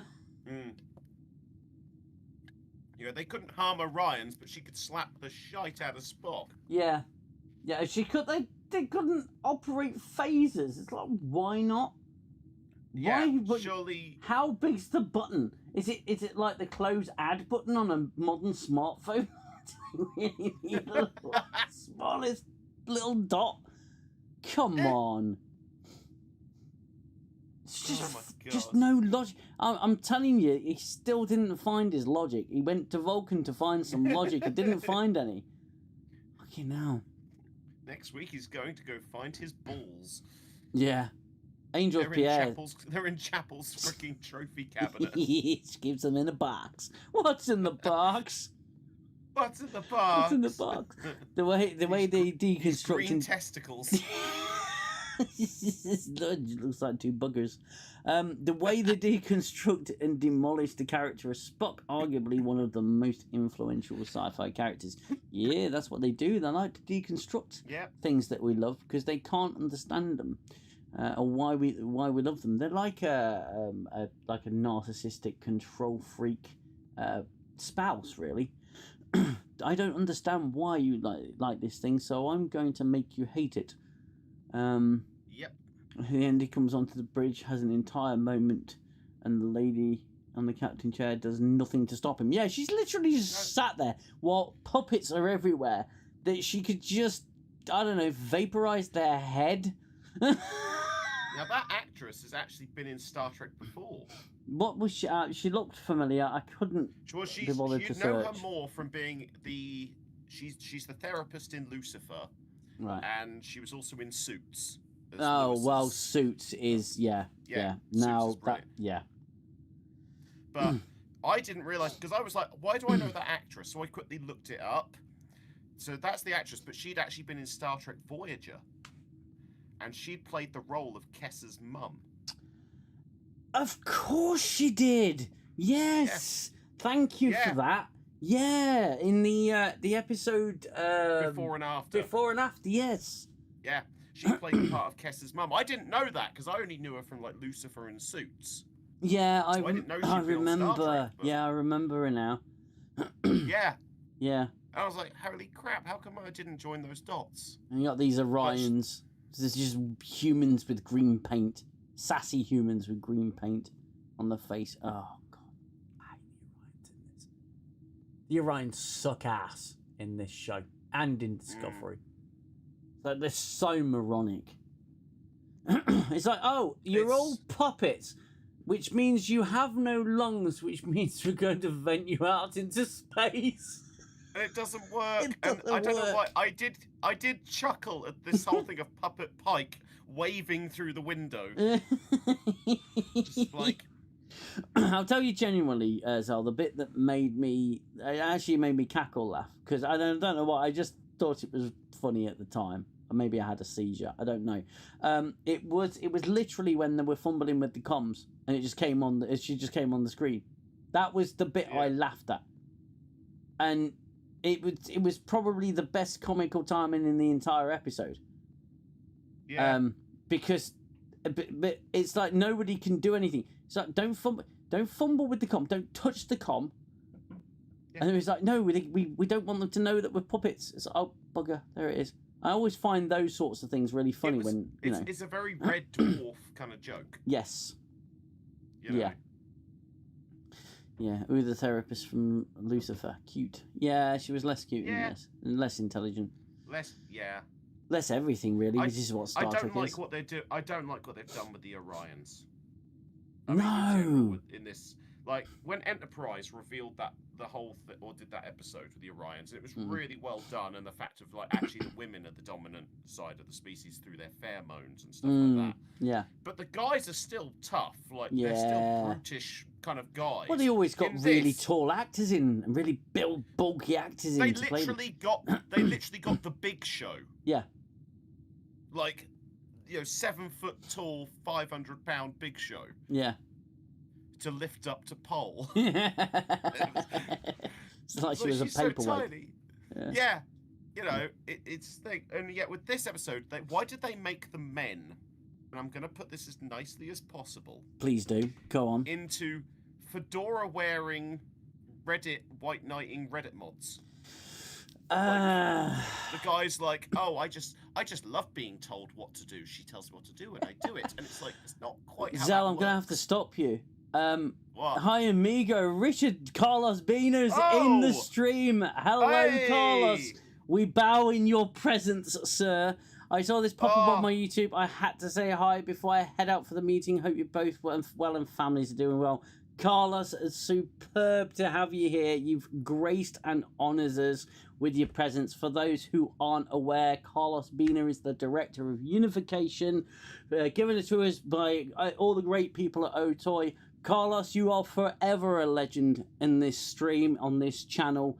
I really hope we get to have another chat, my friend. It's always great to have you here. Thank you so much for everything that you've given Star Trek and the love, care, and attention. Xell. Yeah, no. I'm just like, it's so good to see Carlos back in the chat. It's been a long time. I hope you are well. My family are doing okay. You know, honestly, hope we actually get to have a proper chat with you again sometime. Yeah, seriously. Absolutely. It was you are a legend. It was so gracious of you to come into the stream when you did. It made everyone's night. We were talking about it forever. So thank you for that, Carlos, and thank you so much for everything, my friend. And I hope you're doing well as well. I hope your family is superb. And I keep an eye on all your socials. So yeah, it's great to see that you're all good there, my friend. Back to terrible Star Trek. Back to Star Trek. The Reddit mods of Orion. Yes, the Reddit mods of Orion, and and again, I will say it again, just for the record, the puppets themselves, they put a lot of hard work into this episode, but ultimately just such a waste of time. Well, I mean, I've even said we said in the previous episode, like the ship of the outside the ship effects, you know, the CGI they've used to animate the ship and all the exterior shots are beautiful, absolutely gorgeous. The Enterprise looks good. The space scenes look great, and like with this episode, they've put effort into certain things, like the puppets, even the goddamn dinosaurs. Like they put the effort in. Yeah. But it's just the story writing is what lets everything down. Well, yeah, it does. And like we said, with regards, if you're going to do puppets, you have to have a mechanic there to do it. There's no mechanic here. It's literally they turn into puppets for whatever reason, and then majorly cop out at the end. And none of this, and it was actually, this is why I said I was actually really impressed with what they did, because they were able to completely nullify any criticism of this episode in terms of the narrative and the possibilities of what you can do, or what you can do within the world of Star Trek by making a dream. You nullify anything that doesn't make sense. It was such a cop-out, and it... Massive. Like I said, if you're going to have a bad idea, at least have the guts to stick by it and go, yeah, this is what we wanted to do. We wanted to have fun, and we stand by what we did. And just take the criticism on the cheek. I would have more respect for them in that situation.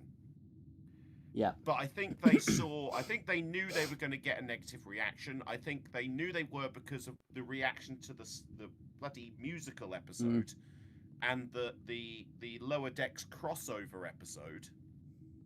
And they saw the reaction to that and thought, oh, they chickened out, basically. They knew they were going to be in for it. Whereas now they can cower behind, oh, look, it's okay, guys. It was just a dream. It wasn't real.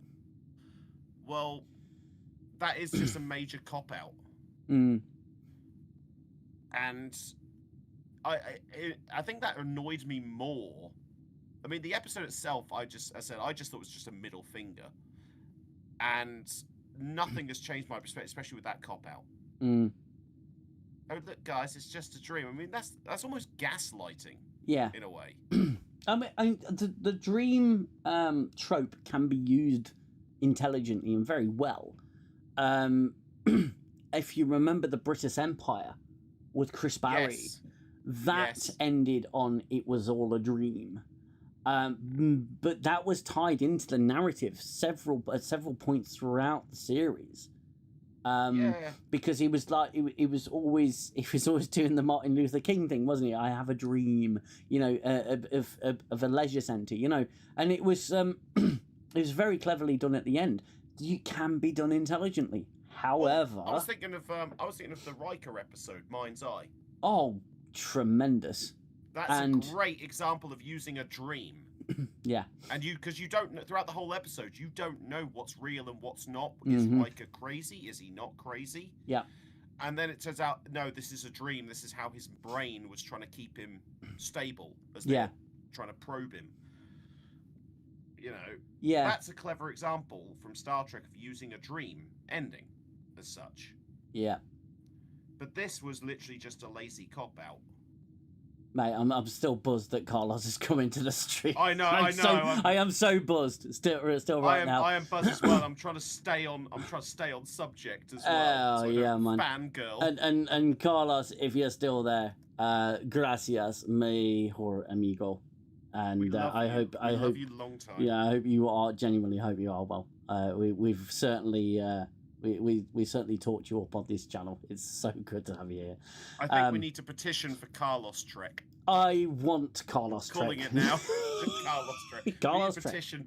Skydance, you need somebody to take over Star Trek? There's your guy. Well, imagine it's just going to be major high art, isn't it? It's just the standard. The thing is, that short that Carlos directed. I mean, it's not just Star Trek that Carlos does. He's done some fantastic directorial work.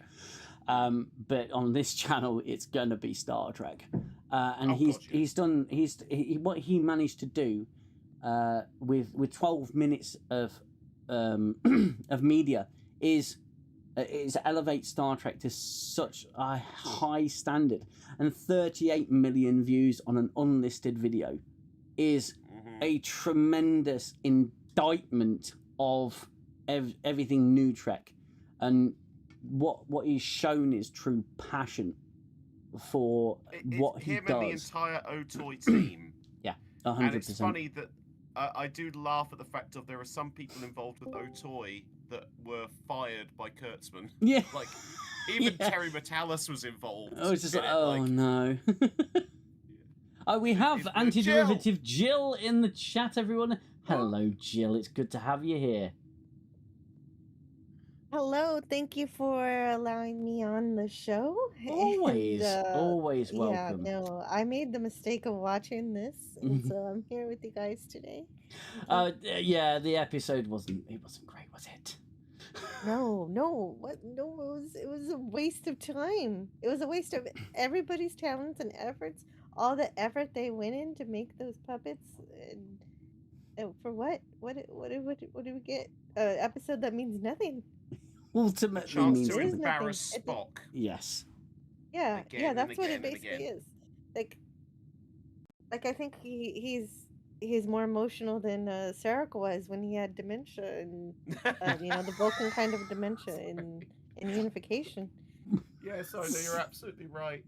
It's logical. It's illogical. Just turn around and say, he may have gone to see Pardek. Would have been great if some of that of Picard's earlier mind meld had affected Sarek the way it affected Jean-Luc, in the sense of every so often Sarek just blurts out Beverly. just occasionally just blubber.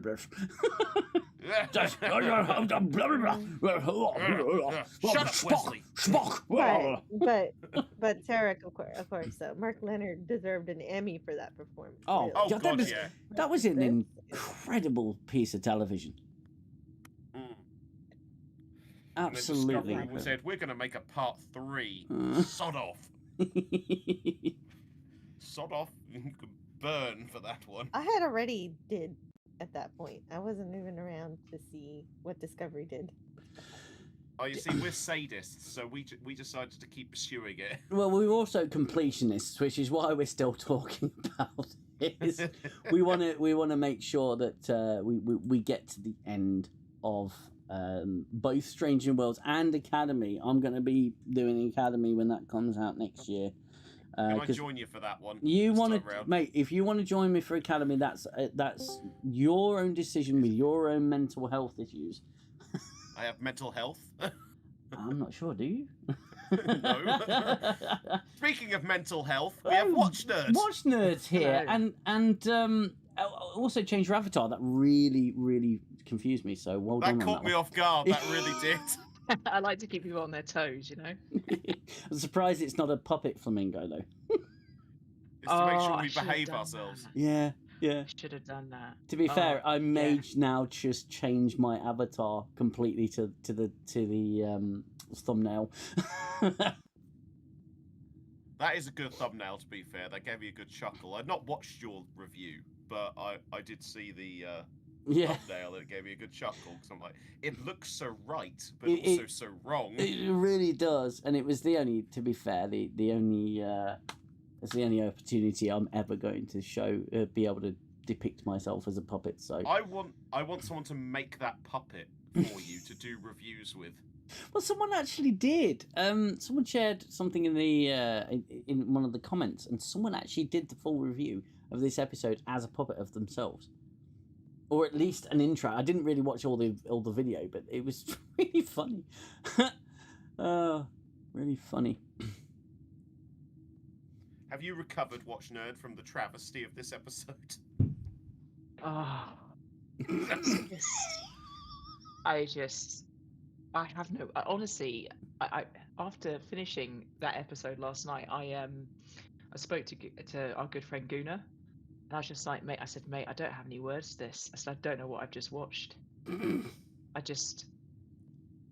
my personal opinion, it was the worst Star Trek episode I've seen. Actually, I just didn't rate it at all. I found it. I mean, I knew obviously with the Muppets it was going to be silly, but I didn't find it funny. I thought I'd at least find it funny. I just found it very corny. And like when they were doing, like towards the end, obviously when they were all kind of flying around in space, the Muppets, I was just like, seriously?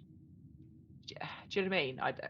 I don't know. Maybe you just have to be a Strange New Worlds fan to get it, but I didn't rate that episode at all. I'm sorry. Really bad. And yeah, fine, it's all a dream, great, but It was extremely painful. I think it's even worse because it was all a dream, because then they could just do whatever they wanted with the even worse inconsistencies in terms of what would actually lend any kind of credence, any kind of care. It's just out of their luck in that case. None of it matters. Yeah. Well, it was probably the smartest dumb move they've made, because it gives them then just a complete get out to do whatever they wanted with this episode. And I said earlier, Jill and Watchner, I want to get your opinion on this. I found that they closed the episode off with them all floating in space, and I thought that was pretty much the ending of the episode. And I think they had the other ending tacked on, or on standby to just tack on the end of it to change the context based on the initial reactions from all the promotional material that they released previously. It seems to me that they'd either gone back and reshot just that scene because it involved no one else but Spock and T'Pring, or they'd already filmed it and decided we're going to decide closer to the date whether to add that ending on, just to try and because it would stop any criticism. It would stop any criticism of this episode whatsoever, in terms of the narrative, and the mistakes or the inconsistencies, the scientific impossibilities, and all of that sort of stuff. No, it doesn't stop my criticism, because that's the laziest thing in the world to say, oh, it was all a dream. Well, yes, but it certainly stops all the inaccuracies and all the inconsistencies and how are these puppets animated. It just stops a load of explanations about. So it doesn't matter. So the Star Trek episode I watched just doesn't matter. It's not Star essentially Trek. yeah. But that's what they're showing quite often with this season. I find is that nothing matters. Nothing matters. Nothing that happens in any of these episodes actually matters, because there's no lasting. I say there's no lasting. Narratively speaking, there's a lasting effect of the first episode because they wiped out the fucking dinosaurs. And how many pond bars is Spock going through? What is going on with it? He's moved to a weekly schedule. Spec. But yeah, I mean, the second episode was what? Event Horizon. The third episode was The Hangover. The fourth episode was Casablanca, and now we've got the Muppets in space. It's jumped so many sharks, like Xell was saying earlier. It's just jumped the shark too many times now, and it's become a parody of itself, not just of Star Trek, but of itself as well. I'm just thinking what we're gonna get next week. That's what gets me. It's like, what are we gonna get next week? Voyage to the Bottom of the Sea did the whole puppet crew thing back in an episode over 50 years ago. But yeah, Voyage to the Bottom of the Sea was an intentional children's show. Yeah, this isn't. The Spock cuts his own ears off and is sewn on back on, no problem. Yeah, not with a needle and thread. My God, those puppets are ridiculous. I don't think we were wrong. Like I said, I've already said the quality of the work that was done, I thought, was absolutely fine. The puppets themselves look very well made. It's just, it doesn't fit in Star Trek. At best, it's a Saturday Night skit, Saturday Night Live skit, or something charity related or promotionally related. And not only is it an insult to Spock, but now this series, I have not watched this series since season 1. I watched a couple of episodes here and there, but not only are they insulting Spock, but now they're insulting Scotty, who's supposed to be this insanely brilliant engineer who invents crazy ways of doing things to save the Enterprise time and time again, and here they make him seem like a bumbling fool. Well, not only that, but they'd have this, as I mentioned this earlier, Jill, they have this annoying tendency, and it's this disrespectful tendency as well, to have their characters be the reason legacy characters were so awesome to begin with. You had Burnham was the reason that Spock was so awesome, and Spock, as much as I love him, the character of Hemmer was responsible for why Uhura was so awesome, and Pelia. God, Pelia's the reason that Scotty is so brilliant at what because they've all been mentored by new Trek characters, and this is a massive narcissistic ego boost for Alex Kurtzman and co, for Akiva Goldsman as well, to say that they created characters that made our characters so good. And the hubris there, or should I say the sheer effing hubris there, is absolutely astounding to me. But not surprising. I mean, not surprising. We've seen their arrogance for years. The arrogance of Discovery, just from the get-go. Oh, here's a magical mushroom drive that can teleport a ship anywhere. They existed 10 years before Kirk. Michael Burnham's the greatest. Don't you know this? Oh, they've been playing this stuff already. They're trying to deconstruct our heroes and rewrite canon effectively to big themselves up. And they don't understand why they've lost the fan base. Why Star Trek has been in a constant decline for the last 10 years since Kurtzman took over. Like, it's insulting. I mean, look at what they did to Picard in season 1. When we got Picard was announced, some of us were excited. Okay, Discovery's not too good, but we're getting Picard back, Yeah. And what did we get? Every single person possible had to take a dump on him. They made him into such a sad, pathetic character. Yeah. The Borg again. Oh, God. That first season was so nihilistic. Oh, I hated the first season. I hated it with a passion. The second season was at least funny and entertaining, as bad as it was. thought it was I awful. didn't make it past the second episode of the second season. I couldn't do it Well, because you I noticed heard they that were gonna cliff. do They went off. Star Don't Trek 4. Yeah. Couldn't. Oh yeah, absolutely. But you noticed that cliff, Jill, that they went off because they built the first episode was really good, and they built they were suddenly they were suddenly sort of respecting Picard. It was a reasonable season opener, the first episode of season 2, and then they literally just What are you slapped talking Picard in about? the face It had they punched Picard in the face. It's in cute. episode 2. Yeah. Picard got run over by a car. I see 2 lights, bonk. It's just, I'll always love that line. Yeah, the second episode they punched Picard. They had Q just slap Picard, and suddenly it went off the rails. But the first episode was a good setup. It was, it had such potential, and I even said that in my lull review. of false sense of security. It was. That's what that was. It was the bait and switch, and then suddenly it just goes back to Picard's POS.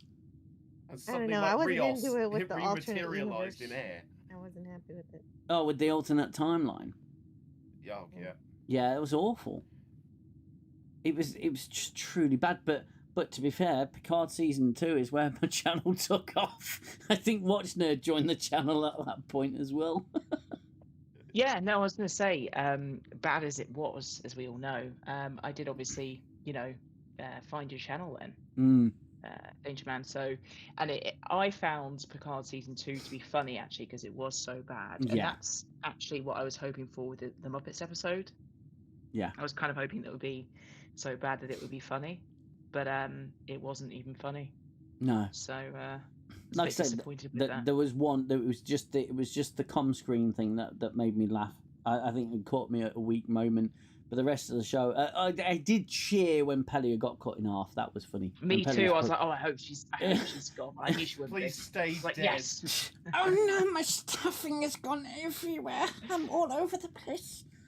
I did chuckle at Mbenga with the needles. We got them out, didn't we? Doesn't surprise me in the slightest that he's the only Muppet with killer instincts. Oh, he's holding one in each arm, and I honestly thought he was going to jab him in to the knee, saying, "I need you focused." Bang! He's not taken. I'll be honest, I thought he was going for the guy's groin. I'm not going to lie. God. The way he leapt forward as the guy's being held in place, I thought, is he going to go for his knackers? Jesus. Where do the Orions keep them? Knackers. I will find them. It's not between the legs, I can tell you that. It's in the kneecaps. In the kneecaps, yes. I just kicked him in the knee. It's just not his knee. Not everyone's genitals are in the same place. Oh. Oh. I love the fact that when he's walking away as well, he's still groaning. Oh. Kirk's like shocked. Yeah. Like, what happened? That's what happened. It went down really easy. Weak knees. Yeah. Yeah. And, so much wrong with this episode. Jeez. And I think that it's just that they're in a giant playground. They're just having fun with other people's toys and wrecking them and making them do some weird ass crap.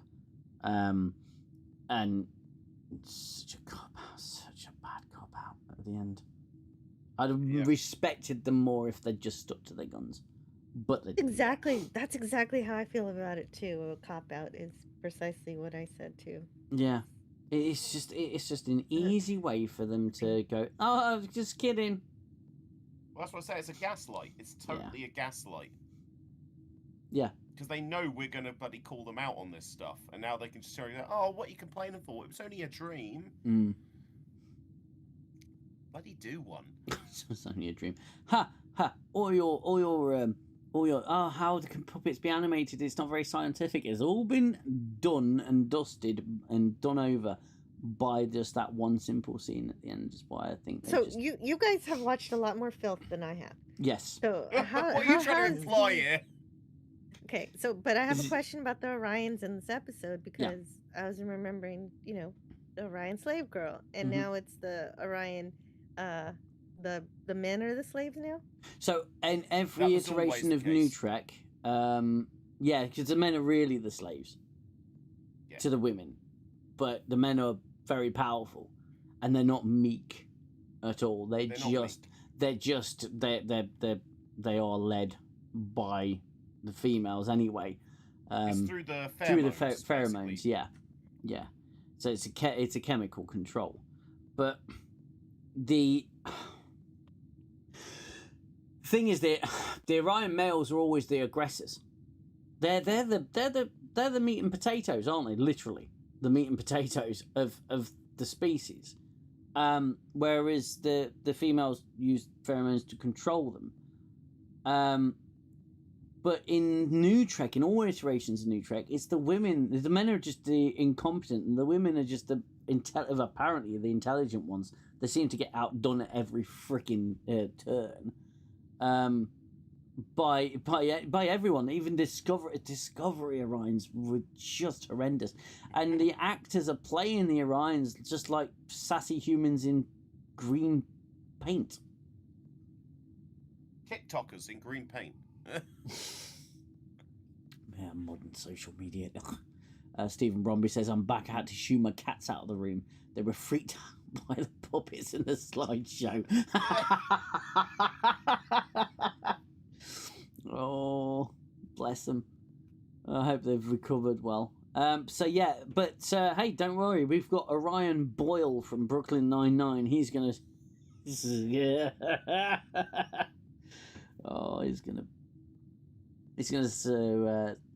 torture Spock with conversation. Oh, but at least now Into Darkness is not the worst. It is no. It's not the worst Into Khan Darkness is moment, still the no. worst. Oh God! Yeah, now we've got an even worse Khan moment. Oh my God, that Well, was not Khan, but horrendous.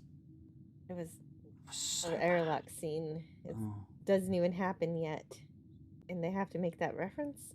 Yeah, but they enjoy doing that all over the shop, don't they? Khan is their wet dreamer. I swear, Khan is their wet dreamer. That was definitely a fuck off film moment from me. Yeah. I saw that. Yeah. 100%. That was like, that's a proper sods fuck just show. couldn't resist it, could you? Just couldn't resist trying to slot that in there and go, oh look, member berries. The amount of times I've Will Smithed this show. you keep that scene out your fucking mouth. Oh, slapped your TV. Give it UKDM. Given we've got 5 left of this season and 6 episodes left of next season, what's your main fear on what they'll desecrate or retcon next? It's possible they'll get Q involved at some point. Kirk and Spock are secretly gay. Yeah, that's a possibility. I'm guessing that Ortega's and Scotty get together only for us to be killed. Because well, it's only because Spock's already gone through the rest of the female crew, so then he just starts on the men. That's true. Yeah, I've slept with everybody on this ship. Genuinely, I'm not afraid of what they'll desecrate next because they can't desecrate any more than what they've already desecrated. And because I refuse to call it Star Trek, you'll notice my reviews. I always say Strange New Worlds, and I'll always say Starfleet Academy. I won't call it Star Trek because it's not. And, the amount of comments that I continuously get from idiots on the internet that say, this is Star Trek. If you don't like this, then you can't consider yourself a Star Trek fan. It's like you have no idea how utterly stupid you are, do you? They're just consumers. That's all they are.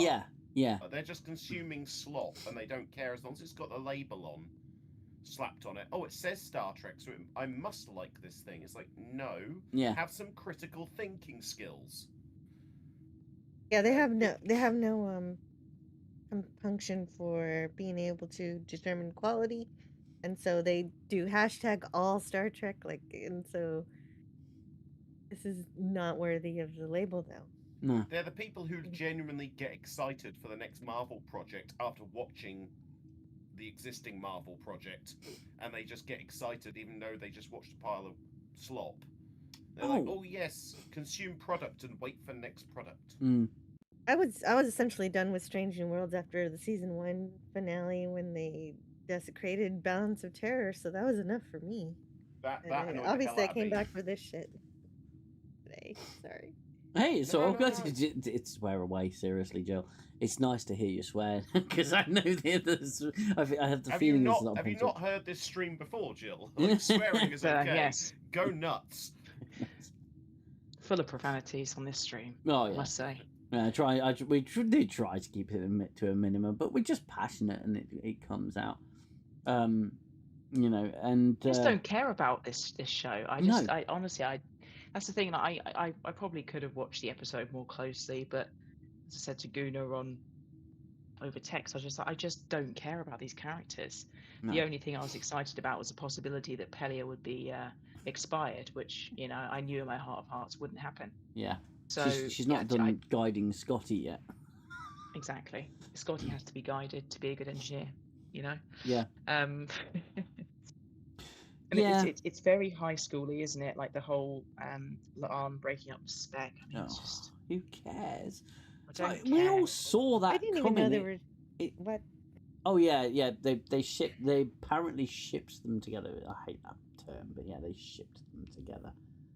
Yeah, and the whole thing with Strange New Worlds is it was supposed to be episodic, and now it's last time on. Oh yeah, it's even every episode is previously on Strange New Worlds. It's like if it's episodic, it's because they think the audience can't remember.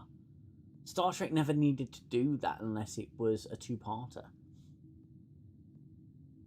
But or unless there was an awful lot going on. I mean, 24 does that or did that, but there was so much going on in the episode. They squeezed so much into an hour of television that you had to be reminded, and there was a week between episodes. But with this, there's just nothing intelligent happening in any of the episodes. The last episode made no sense. No matter what they were referencing, it made no sense. Zero sense. You think of the Event Horizon episode from a few weeks ago. There was nothing explained about that other than the fact that it was a ghost ship. There was no explanation as to where it had been, what had happened to the crew, what had happened to the ship. No scientific explanation.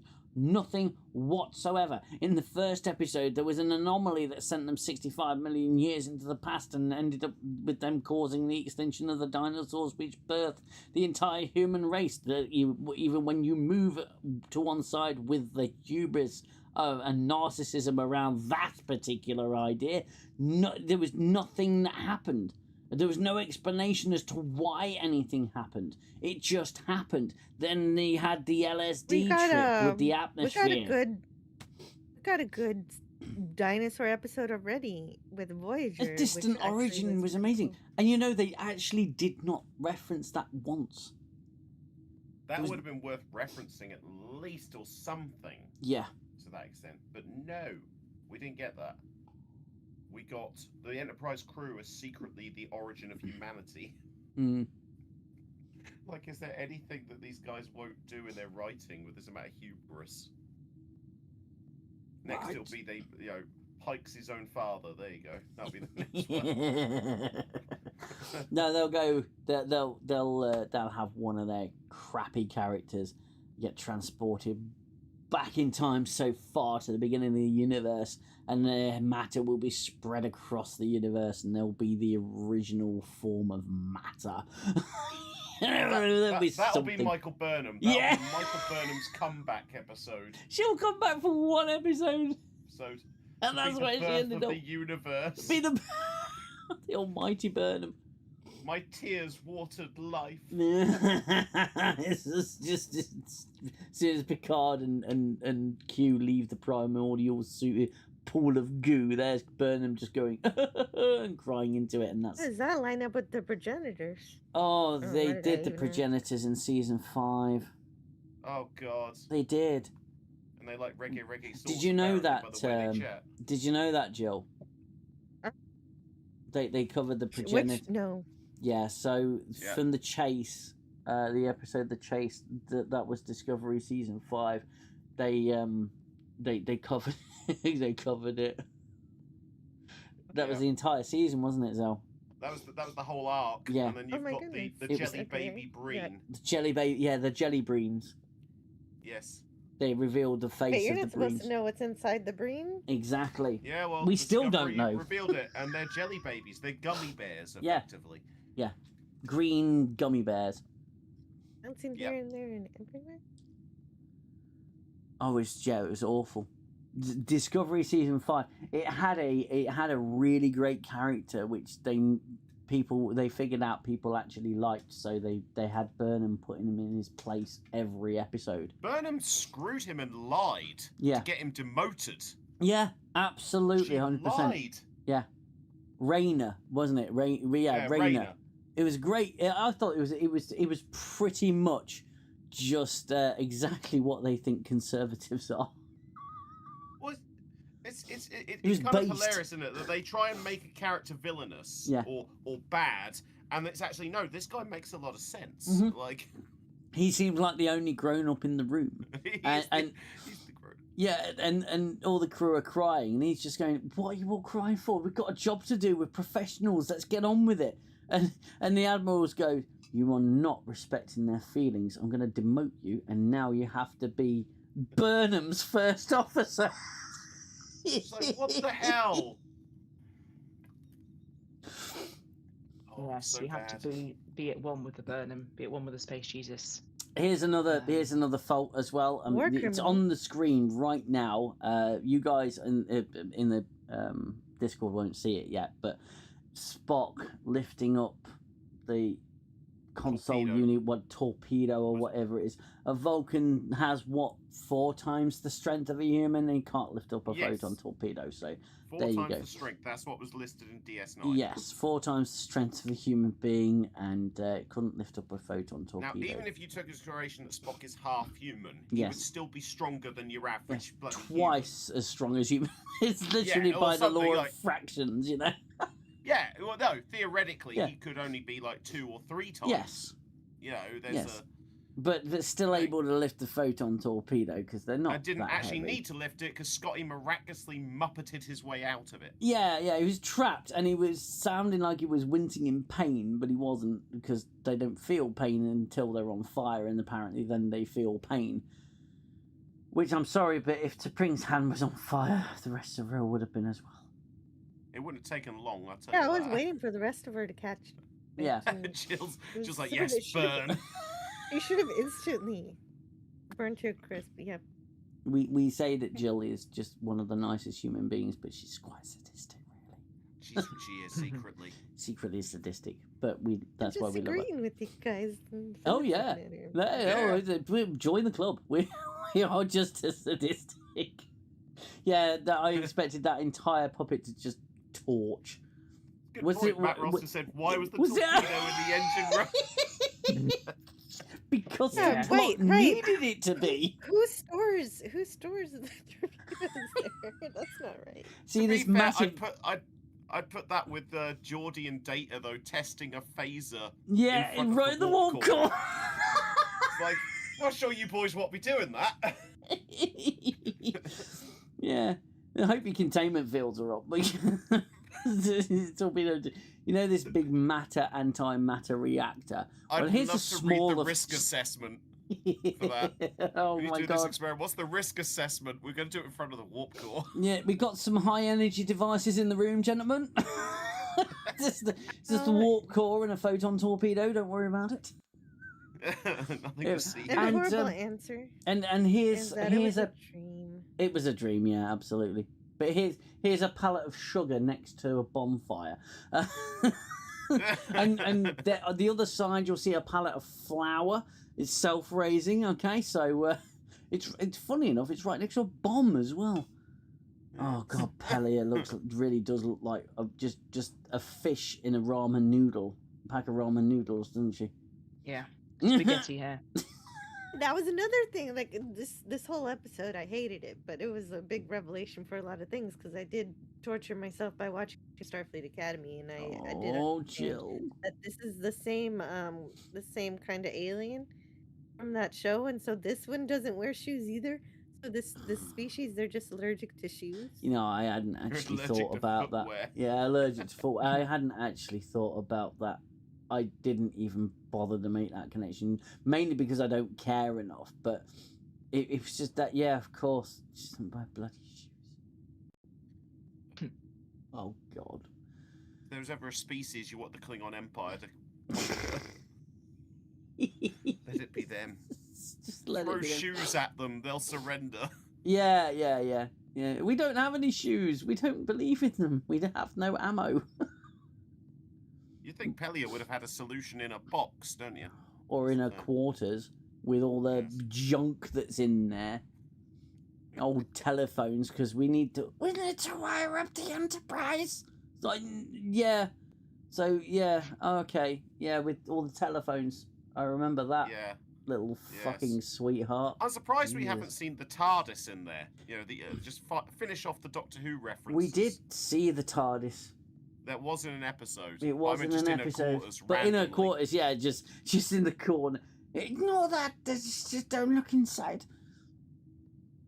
Ah, space hippies. They suck in any universe. Universe. Darth Stewie. It's true. Yeah. Oh my Yeah. god. Yeah, ridiculous. Oh, they capture Spot really quickly as well. They just shoot him, and he's like, she's got all those phasers. T'Pring's holding all of those phasers, and he takes one. He doesn't go akimbo and take two. He takes one off of her, and immediately gets it shot out of her hand, out of his hand. Why does he take one? Sorry, if someone offered you 2 Berettas, you'd take 2 Berettas, wouldn't you? You Why is John he trying Wick to that shit. Leroy Jenkins? Leroy situation? Jenkins. Like, surely he would be like, maybe I should deal with this a bit more covertly. I can lock Yeah. them out of the system or something, you know? Yeah. Just hide, take cover, not stand in the middle of the fucking corridor and Brightly lit shoot at corridor. 4 people. I mean, it's like the Orions. They're not even big in numbers.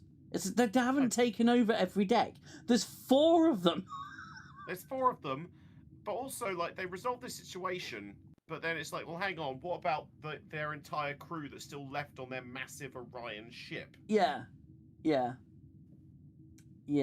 There's a problem though. It's okay, guys. It's just a dream. It's okay. Just a dream. It's an LSD trip as The well. Orion ship didn't just have 4 people on it. Okay. Yeah, okay. that I was huge wondering Orion about ship. that too. Where's the rest of your landing party? They're staying behind. They have puppet fear. They have puppet They have fear. puppet fear. Can little Oh, Ricky allergy. return? Little. Can little Ricky return, but during like another Griffin episode? Oh god, that'd be hilarious. Oh yeah, they Hunting kept them saying down that too. I deck had for no deck. idea. I had no idea what the Griffin thing was about, and everyone's like, "Oh, don't you have PTSD from the Griffin?"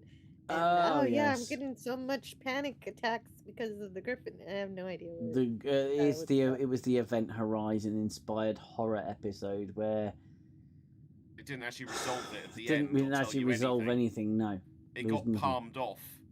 Yeah. It got palmed off to another section of Starfleet. To Yeah. investigate. Yeah, they investigated the ghost ship Event Horizon type thing.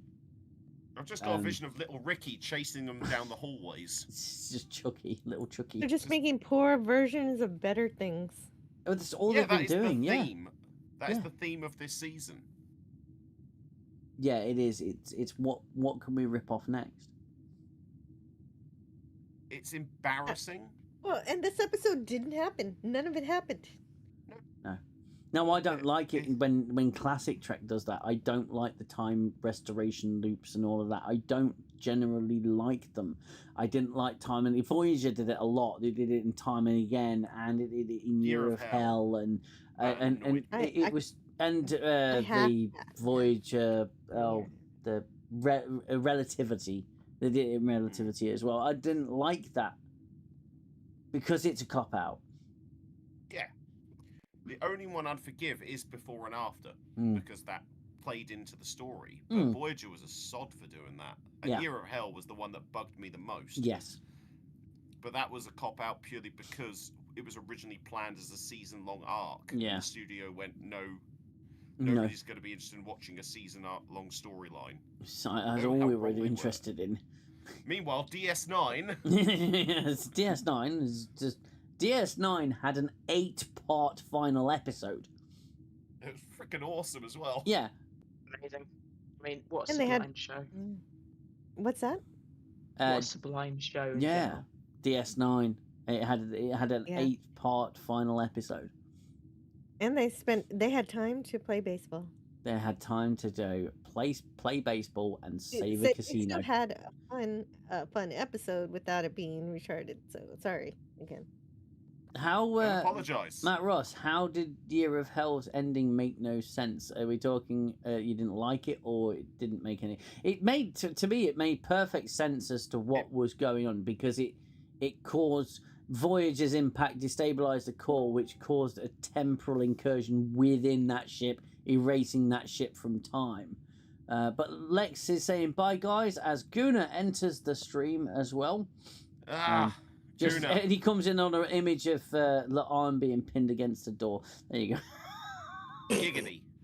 Hello, everyone. You okay? Everyone's Yeah. fantastic, mate. And we're even better now. You missed Carlos Bina, though. He came into the chat and said hello. Oh, bless him. That was Yeah. nice of him. Yeah, very nice of him. A proper Star Trek. Oh, yeah, I've just seen it now. I've just scrolled up. Yeah. Oh, bless. That's brilliant. Oh, wonderful. Yeah. So you all recovered from that Kermit the Frog episode? Well, recovered is a loose term, I think. The recovery is ongoing. made This it is a better. joint session. I thought, DM, you were quite kind to it on your review. I was in a charitable mood, my friend. I was And- thinking, has he been cloned by one of the puppets? No, He's, I was recovering from a day long of celebrating my son's GCSE results. So I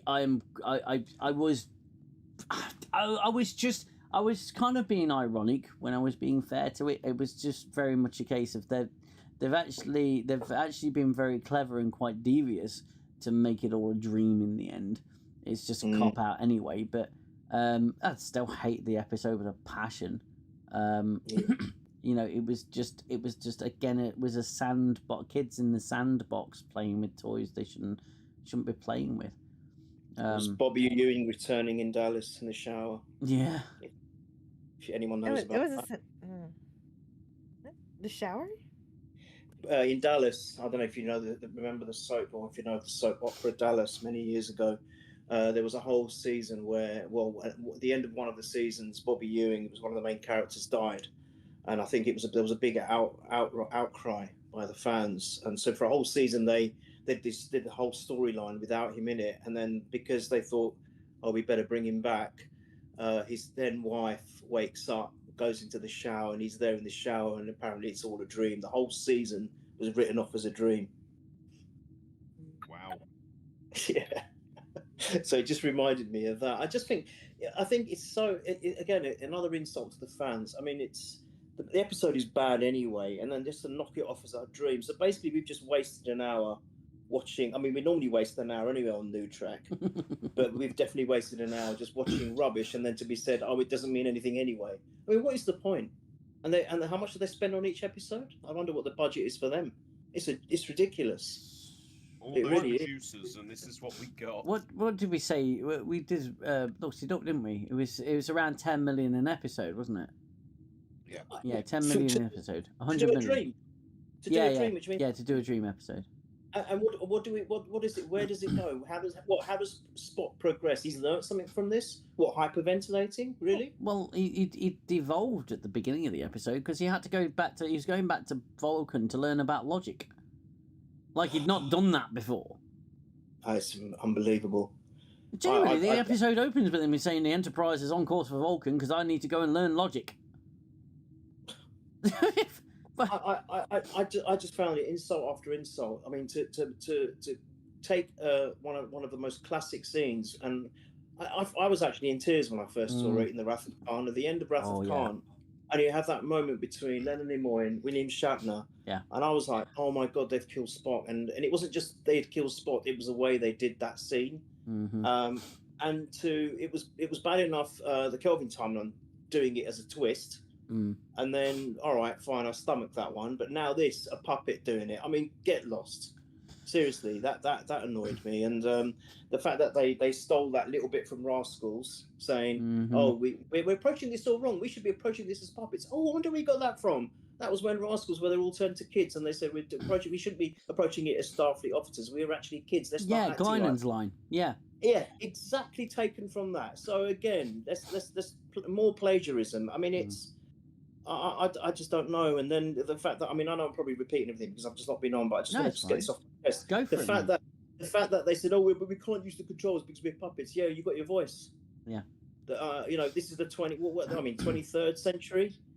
Surely you can use your voice. The ship is sophisticated enough. If it can transfer your atoms from one place to another, I'm sure it has voice control that you can actually lock down the bridge before the Orions come, or as they're there, as we saw in couple of Next Gen episodes, where Picard and Riker lock down the bridge or the controls to the bridge. It is possible to do that without your hands, and then conveniently, just without explanation, Spock's able to access the chair near the end of the episode. I mean, it's even their own inconsistencies are just turn off the bloody biometrics that require you just make them tactile controls.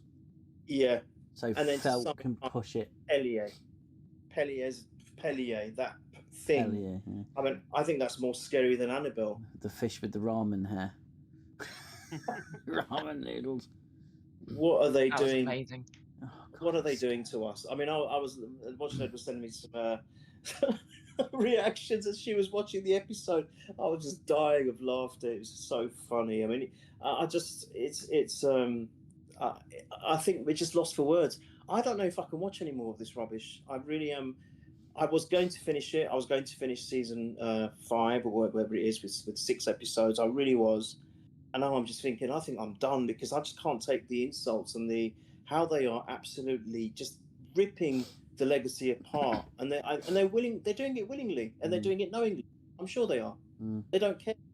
It's almost like a stab at all the legacy fans, all the old school fans. It's like, yeah, take that. This is what we think of you because you haven't liked our new Trek, so this is what you're going to get.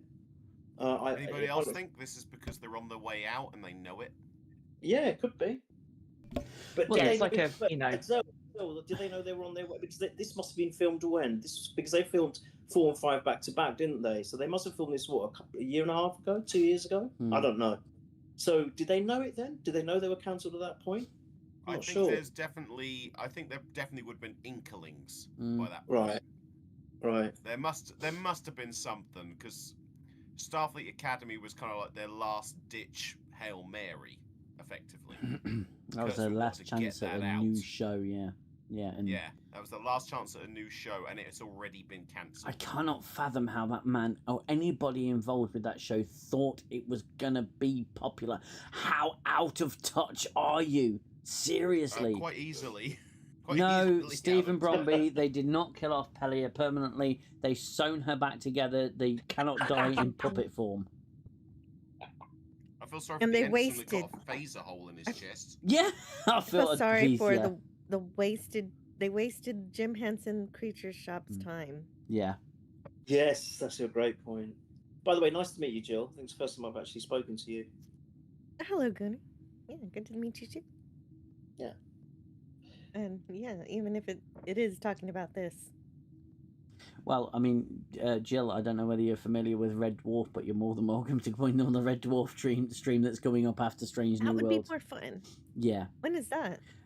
So it's going to be after the next 5 episodes, so it'll be 5 weeks. But you're also more than welcome, all of you, obviously, and more, to come in for the next instalment of 10 Forward, because that's going to be our 100th instalment. So the big the big 100. So yeah, I will be sending out some invites for that one. I can tell you that now. That should be a fun stream. But we'd probably just cover about an hour on the episode, and then we'd just go talking about anything that anybody wants to talk about. There'll be drinking. There'll be some drinking. A good party. Yeah. Consider it a streaming party, because that's what it will be. Hello, Reaver of Jill Sandwiches. I did see your comment earlier. I was being charitable, yes, a little bit. With the review, really, honestly, by the end of the episode, I thought genuinely, how much am I going to, again within the story in the episode, how much can I really criticize because they've just copped out. But for the most part, I just thought, you know what, I'm getting really short with this show. I'm getting really tired of having to do that weekly video and get it out because it's just I'm reviewing nonsense. I'm reviewing nonsense, and it is just a continuous slog. And I just through sheer stubbornness, I am getting through the end of Kurtzman's shitty version of Trek. I'm gonna do it, but it's getting hard. The new Academy, Aussie Bob says, I knew Academy was going to be cancelled as soon as I saw the trailer. Yeah, we all did, mate. It was awful. Yeah, well, it was kind of cathartic to see them tear down the set right in front of us. That was pretty good. Oh, that was amazing. Those were amazing stills. I wanted to get them framed. I might do a paper craft on those. Just to set of the Academy just being torn That's down. brilliant. Yeah, do that. Yeah. It'll be the only new Trek one I do. Do we get gazpacho soup for a Red Dwarf? You can get it in the pints, to be fair. I swear, the day my inevitable end comes, as long as I've got the time to utter the words, I will be ending my life with uttering the words gazpacho soup. I have made that commitment. My last words on this planet will be gazpacho soup if I get the opportunity. It's meant to be served cold. Meant to be served cold. I'll just take a spike. I'll just have a Spike Milligan and have "I told you I was ill." Told you I was on ill. my gravestone. Yeah, I think everybody wants that. Yeah. Oh, Spike Milligan is one of my heroes, man. Yeah. So. Yeah. I think someone made the point earlier as well. How does Pike get back in the ship? If they can't, how? They can't affect anything. Well, they just open a fucking door. Yeah, well, why not? They haven't got the... Again, this was what I was going talking to Xell about earlier, is the rules, the narrative rules. You have to have narrative rules if you're going to do something like this. You have to have narrative rules anyway, but especially if you're going to do something like that. Right, we're going to have puppets. Are they going to retain the physical strength of a human being, or are they going to be felt? And if so, what level of strength do they have? Because they have the answer was both. Both, exactly. By the end of it was just as and when the story needs it, they will have different levels of strength. That was it. About initially they couldn't do anything against the Ryans, which is the right way of showing it. And the next minute they're kicking the living shite out of them. Exactly. And just because they stood on top of it, and it all started just because they stood on top of each other. Yeah. And it's sort of how they derive power from that. I mean, come on, please. This is why. All right, okay, it might be construed to be a fun episode, and we just take it with a pinch of salt. But they're all stupid episodes. We're all supposed to be taking them all with a pinch of salt nowadays. So to me, it's just more insulting than levity. It's just an insult to the viewers. Well, are we that stupid? We're going to think, oh yeah, look, they're all strong now. We're hooray, let's cheer for them. No, it doesn't work like that. It's almost like this is made for, and this is with all due respect to youngsters. Some youngsters are very sharp and very clever, but it's like it's been made for like under fives. Yeah, it really has. It was the power of one, the power of two, the power of many. Yeah, that's it. Good one, Xell. Oh my god. I put that out of my mind for at least 2 weeks. Thanks for that. Yeah, we've just put that in our memory. Oh no. Oh. Why did you do that, Xell? You say no. Because that was Star Wars' greatest accomplishment. A colony of lesbian witches in space, and they made it completely uninteresting. Oh, how bad was that? Oh god, no, we'll go on a tangent, won't we? It was that was nuts. Only Kathleen Kennedy could achieve that goal of taking a nerd fantasy and making it crap. She literally made it lame. Yeah. Yeah. Ridiculous. But there's so many things in that episode. You just want to just scream and cry and throw the control everywhere and think, what are you trying to do here? And we are not stupid. Why are you doing this? It's, oh gosh, it's just beyond me. I mean, even he kisses a puppet. He kisses a puppet. Yeah, makes out with felt. Oh, this is Spock. This is Spock. And if they don't feel pain, then they don't feel pleasure either. So she didn't feel well, that. spot on, Jill. Great point. Can a doll consent? Show me on the doll where. Spock touched you. Oh my god. Oh dear. Oh my god, this is so bad. It's horrendous. You know that it was. Oh god. And the thing is, it's almost like with what's her name? His consort or was consort to Pring. To Pring, right? It's almost within the space of 3 episodes. She's been like a dream stroke illusion. They've done it again. Yeah. Because in the the horror one where she appears as a thing, and now this is a dream. So in two episodes alone, in the first 5, they've literally done the same thing with that character. Mm. It's unbelievable. What you have got no idea. You have 0 ideas. It's unreal, right? It's Well, don't they you guys could have wrote a better season. I mean, easily. We did. We it was called wrote Star Trek Odyssey. It was called Star Trek Odyssey, and we did it. There you go. And even I did a ghost ship story idea, and I actually gave a good explanation. And we did zombies as well. We stated. You did zombies. Yeah. You want to do a Resident Evil. I did. They basically watched this channel and stolen your ideas and made them. No, I don't think they've stolen our ideas. No, I think we just did it better. No, that's what I'm saying. It would have been good if they'd stolen our ideas. Oh, that's true. But yeah, no, it was. Odyssey was a really fun experience to sit there and do the virtual writers' room, because it enabled us to try. We came up with a set of rules for the galaxy and where the characters were, and we did all the plot outline, and then we started working on episode after episode, and I think we came up with a really good concept.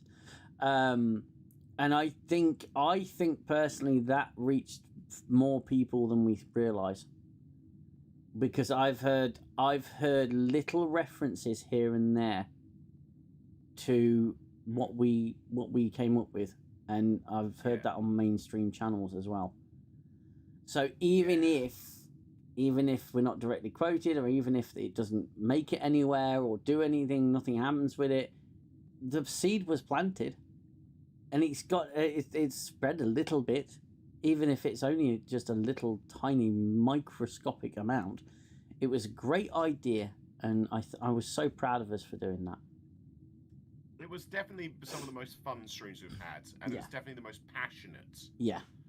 Because we really did just get invested, and coming up with ideas for like for each episode, and each episode was its own standalone story under a background story arc of a 5-year mission into the Gamma Quadrant. Yeah.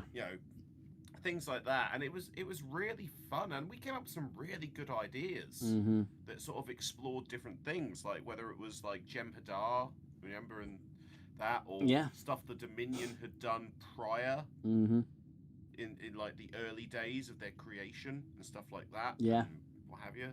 It was really fun. We came up with characters, all the main characters, the crew, the ship. Yeah, I remember the stuff you were doing about the Jem'Hadar. That was really cool. I mean, you just said 2 key words there: passion and investment. What all new Trek writers have lacked and producers have lacked. You just said the 2 key words. That's the definition of where, or the explanation of where it's all gone wrong, because they just don't care. I don't think they give. They're just looking. If they're getting if it's 10 million an episode, the budget, I'm telling you, most of that's going in their pockets. Yeah, because that's the producers. That's the 20 odd bloody producers they have. No, we're not seeing it on screen, are we, Xell? We're seeing some CGI. Yeah, we see some fancy stuff, which sometimes does look really nice. I'm not going to say it doesn't. To be fair, and I've never said this before, I mean, even the intro for Strange New Worlds isn't bad. It's not a bad one. I actually quite like it. I don't mind that. I think it's quite cool. But apart from that, what is there? The acting isn't great because these actors, whether they're decent or not, they're just not given the lines and the material to actually showcase their skills at all. The only thing they're allowed to showcase is their singing abilities, and that's about it. Well, no, I mean, Rebecca Romaine is an amazing actress. Yeah, She's absolutely fantastic. And she does a reasonable job as number one, but it's the scripts that let it down. Yeah. We know a few of those actors can act. And I mean, I actually quite like the guy who's playing Scotty. I think he does a pretty good job considering what he's got to work with. But it's just the writing just lets it down every goddamn time. Yeah. And it's frustrating, especially when we see an episode where you think this one really had potential. So like last episode, Guna, I said the last episode was a real missed opportunity to see a world under Klingon occupation during the 23rd century. A real opportunity there to kind of explore that. And it just turned into Casablanca meets Schindler's List and probably LOLO. It was just such a letdown. And and I think the problem is because they've got so much money to play with, they don't care. These are not people who. It's not even that they don't understand Star Trek. They don't understand science fiction. Yes. Old Star Trek used to employ science fiction writers. Yes. Whereas this one, you look up the credits of the writers, it's stupid stuff like, Pretty Little Liars and they worked on nothing sci-fi related at all. No. No. And it really shows. And not just the fact that they're sci-fi writers. I mean, the science behind it as well. I mean, a lot of the stuff. Every episode there was an explanation. In all the old OG Trek, there was always an explanation as to what's happened. And even if it was explained in techno babble, they at least try to make a solid attempt, so that the viewers can kind of, have an idea of what is actually going on and say, oh, right, this is why it's happened, and this is the solution they're going to come up with to solve the problem. We don't get any. We just get one line at the end of each. Oh, and this is what's happened. It's like that episode where who was it? Where the guy was bombing. Was it the terrorist or something with the peace talks? Which episode was that? And he just said, and they just finished it by saying, oh, he's been apprehended. That's it. Oh, the one where Scotty and Ortega get together and work. The missing. Oh, the LSD episode. Yeah. And they just completely one line the explanation. Oh yeah, there was someone who wanted to disrupt this peace talks. He's been apprehended and he's going to be reprimanded, and that's it. Don't get anything else. It's just cheap, easy, lazy. It's writing which is it's nonsensical. It's just a waste of time. And I think I was saying to Watchnerd as well. I think I said to you, Dean, that I don't think I can carry on. I'm struggling now. That last episode, I've just felt so insulted and slapped round the face so many times, thinking, why am I even bothering to waste my time with this nonsense? Well, I'll be honest with you. I nearly ducked out with the Roddenberry disrespect episode last season with the holodeck one and the one where they just desecrated the original series, OG Trek, and Gene Roddenberry and Solid. It was just, that was just unforgivable. And like I say, it's only because I do this channel that I watch this show. I wouldn't give this a single second of my time had I not been doing this YouTube stuff. And I think, to be honest, we're only watching it because it's got Star Trek labeled on it. Do you think anything would give anything, any of this 1 second if it wasn't Star Trek? I don't think so. Well, we might be interested. We might think, oh, it's a new sci-fi series. Let's have a look, and then we'd see the first few minutes and think, oh my god, this is rubbish. Can't watch this. I mean, we're not going to bother. I know there are some amazing sci-fi shows out there, but this wouldn't be one of them. It just wouldn't. Well, not being funny, I've seen the latest video of Axanar. And I'm looking at that and going, my God, this is really good. Like, the Axanar guys have done some really great work. How they've done it is like this documentary kind of style sort of shoot describing the 4-year war. And it's fantastic. And that's a fan project, which they tried to shut down. Apparently, they're actually got another court case against CBS Paramount as well coming up over the latest video. And it's like, you've got people like that. I would have hired those guys instead of sued them. When they were talking about bringing Star Trek back, because the original Axanar video came out, 2015? if Paramount CBS was smart, instead of going, "We're going to sue you," they should have said, "We're going to fund you guys." Mm-hmm. Yeah. Because this Or is we're going to awesome bring you what on you've done. board to help. Yeah, we're Or going to to bring you on board to help. Yeah, to help or write. And look, there's a lot more that goes on with Axanar and a lot of behind the scenes stuff. But the actual and I kind of feel for RBM a little bit on that one, or RMB. Sorry, Axanar is a great. It's a great concept, and it was the prelude to Axanar was fantastic. I didn't rate the last one they've done as much, but I certainly enjoyed the first one, or the prelude to Axanar. But again, just going back to Otoy, and what they managed to do there. It's the biggest non-official Star Trek project ever made, and it's the shortest thing you've ever seen, and it's the most beautiful piece of art you've ever seen in terms of Trek. It is phenomenal. Why didn't they hire Carlos Bina to help them direct more full-length version of Unification? Because it's all contracts and everything. There's a heavy politics involved. But I think they're trying. It's like with anything else, it's politics, isn't it? Like that's the thing. They just have to ride it out. And corporations, aren't they are who they are. Yeah. That's why the Axanar stuff has worked out the way it has. It's all to do with egos and stuff. It's really nothing else.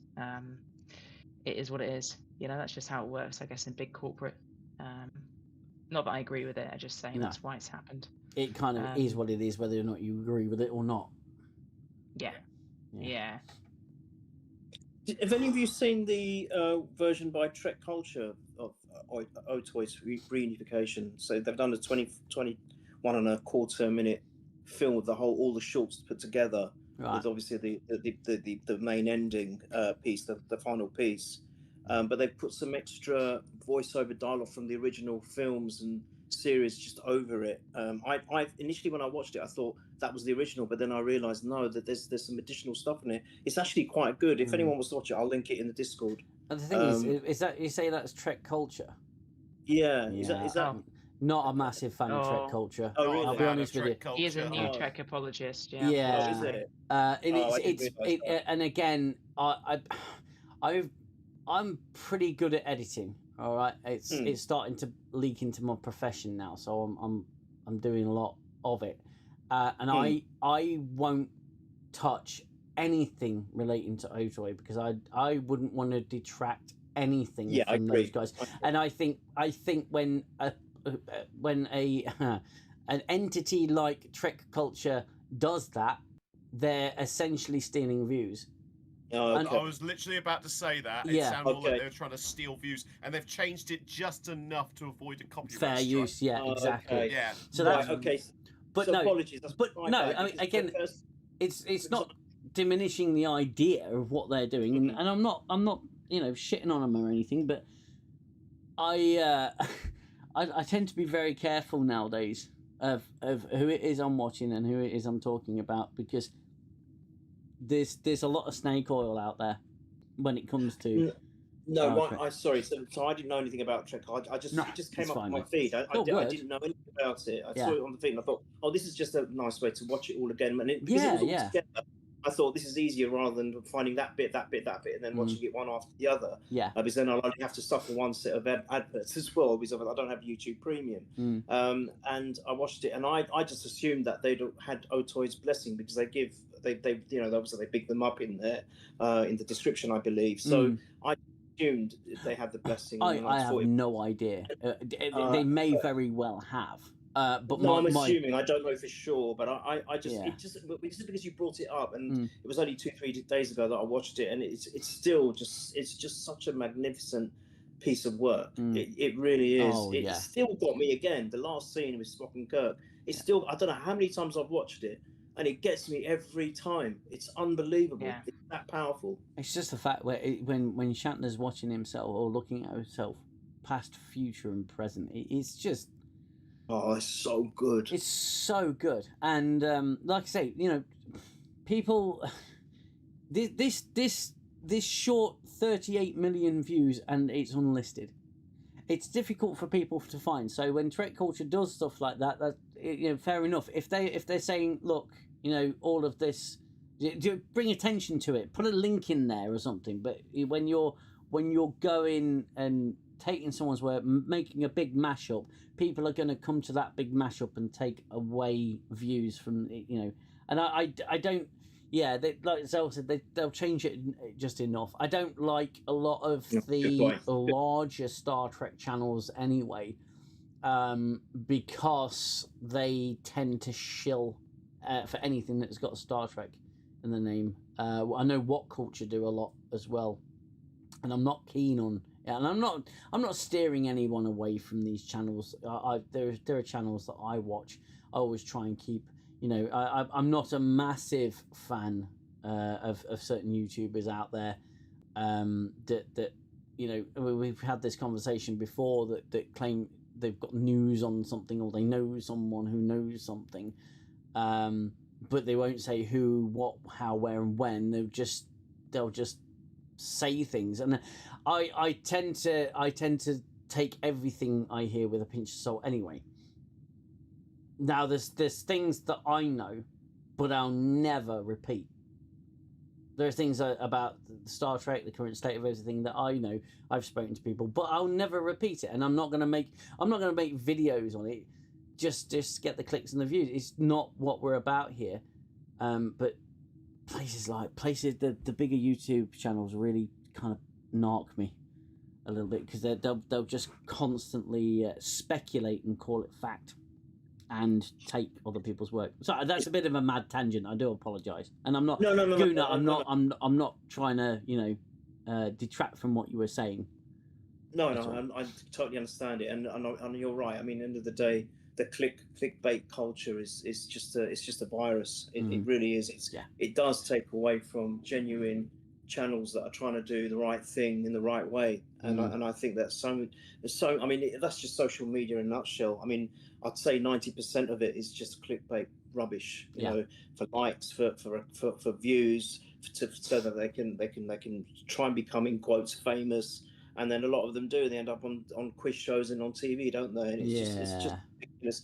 And I think that steals away from people with real talent that can't make it, because these people have taken their place. And it is ridiculous. That's one thing that I hate about technology. That's one thing I hate about the modern world. It's horrible. It's disingenuous. It really is, in my opinion. Oh, 100%, absolutely. Yeah, and I don't like my opinion to be marred, changed, or sullied simply because someone's offering me a freebie of something. That's why I don't think that you should have like paid, or not paid stuff, but sent incentives like tickets and projectors and copies of DVDs or Blu-rays or whatever, or anything like that. That's going to obviously decline in the next couple of years, but special promotional material to review something, and it's got to be a positive review, because it's all dependent on what you say. There was another one that was very popular. I don't know if people still do it. But when I quite recently, I mean, when I say recently, it might be 4 or 5 years ago now. But a lot of the channels I was coming across, there'll be a free giveaway when I hit 1,000 subscribers, or when I hit 50,000, there'll be another giveaway. It's like you're buying your followers. You're bribing. Of course you are. And I'm sorry, but wait a minute. That's not such a bad thing if they want to share some toys or something fun. I don't know. What's wrong with the giveaway? Oh, a giveaway is absolutely fine, but if it's dependent on you subscribing to the channel, I don't know. I mean, you can enter a competition, and it could be a free entry to a competition, and then you can win a prize. But you have nothing else that you have to join or do anything with. It's just a competition. I see what you're saying. Like, okay, so Yeah. if because I've done that where I hit a goal and I give something away. Like I've done that. Yeah, I but never farming said it, you have to prove to me that you've done the thing. Yeah, You know, yeah, that I've exactly. never You, done you, that. if you only subscribers to my channel get to go in this giveaway, and you just be. No. But Yeah, if I that's- was going to do that, then I would say, okay, everyone who is subscribed from this point forward, from up until this point, if I was to do a giveaway, I'd say you're the ones who are valid. New subscribers, Exactly. I'll do one in a year's time or something, and you can join or whatever. Yeah. But there'll be. It's more fun to include everybody. 'cause Yeah. they're all important. Yeah, Jill. Absolutely. you're right. I got you now. In the football world, so on what used to be called Twitter, which used to be called X, they used to have accounts. They were like they would do this thing. They'd say, "Oh, we're going to give away this shirt," but to qualify, you have to like this tweet, retweet or repost this tweet. You also have to follow me, and then you're eligible to enter. And it's like. Right, so that means you're doing it to gain your followers. It's not really you doing it out of the kindness of your heart. Like what Jill says, she'll reach the goal irrespective of all of that, and then she'll say, "Okay, right, we'll do a giveaway now." See, that's the sensible way of doing it, and that for me is a genuine way of doing it. This way is almost like, again, you're just buying. You're doing it because you want to be popular and you want to gain that following, so then you can potentially maybe make money out of it. It's like. I still stick to the adage that there's no such thing as a free lunch. No. There's always a price to pay, in my opinion. Engagement farming, that's what that is. That's it. Yeah, exactly. And don't get me wrong, the likes of Mr. Beast, that's how he's gotten where he's got, but he's one extremely unique example of how that can work, and then you've got everybody doing it. And I've had this conversation with a few people now about the kind of content that you put out, and I prefer to put out content when I've got something I want to say, not when someone drops a bombshell in my lap saying, "Oh, I work for Paramount and I have heard this on the inside," and then I go and make a video, which if it ever turned out to be false, I look like a complete and utter goof. It's just ridiculous, and everything that we say on the internet is on there forever, regardless of whether we delete it. Someone's got a copy of it somewhere. Yes, correct. And I'd rather just be as genuine as I can. If I make a mistake, I'll let people know I've made a mistake. If I, for example, if I want to get more, I just say to people, look, if you want to subscribe, you like what I do, subscribe. If you don't, that's fine. Move on, whatever. Not everybody who watches this channel and watches the videos is going to be interested in the artwork that I do. So I say to people, go over to the art channel, subscribe if that interests you. If it doesn't, I don't want you there. It's really not, because I don't want you wasting your time watching something that you don't want to watch. It's very simple, and I'm never, if I ever, and this is a promise to everybody here, right? If I ever have at the beginning or middle or end of my videos, guys, check out Raid Shadow Legends, then feel free to unsubscribe to my channel forever and lose me all the revenue. I don't care. I will never ever do that. It's not what I'm about. Damn, it's called integrity. It's exactly, and I'm not giving up my integrity for money. I don't want to do YouTube for a living. It's a great little hobby, and I understand people who do it. But there's so many people out there wanting to do this now.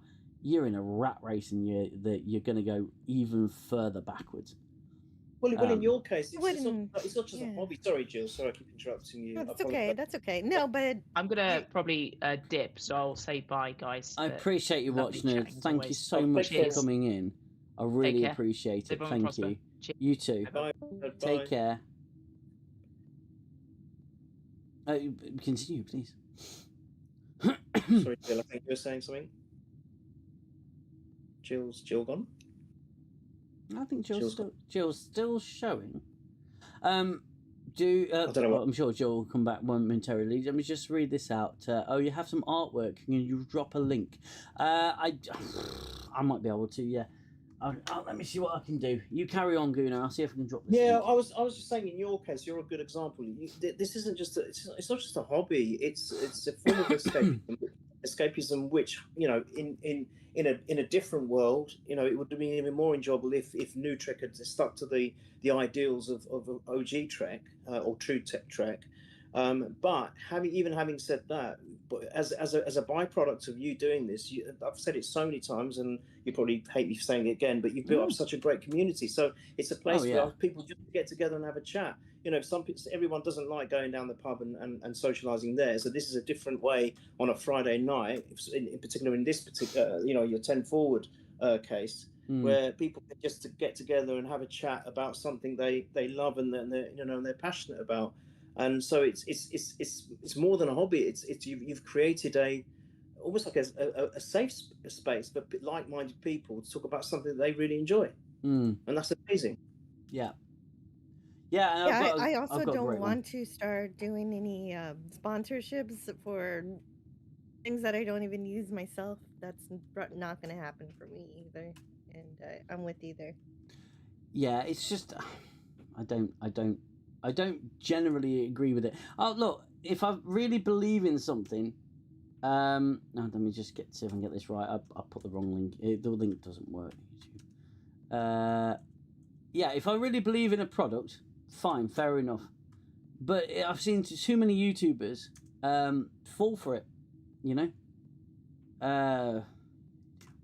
and go for a product that then turns out to be dangerous or false, or it's really quite funny.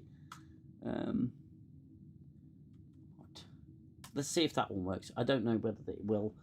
I'm testing them as I go. I forgot to put a link in. Yeah, that second link there works. That's the art channel.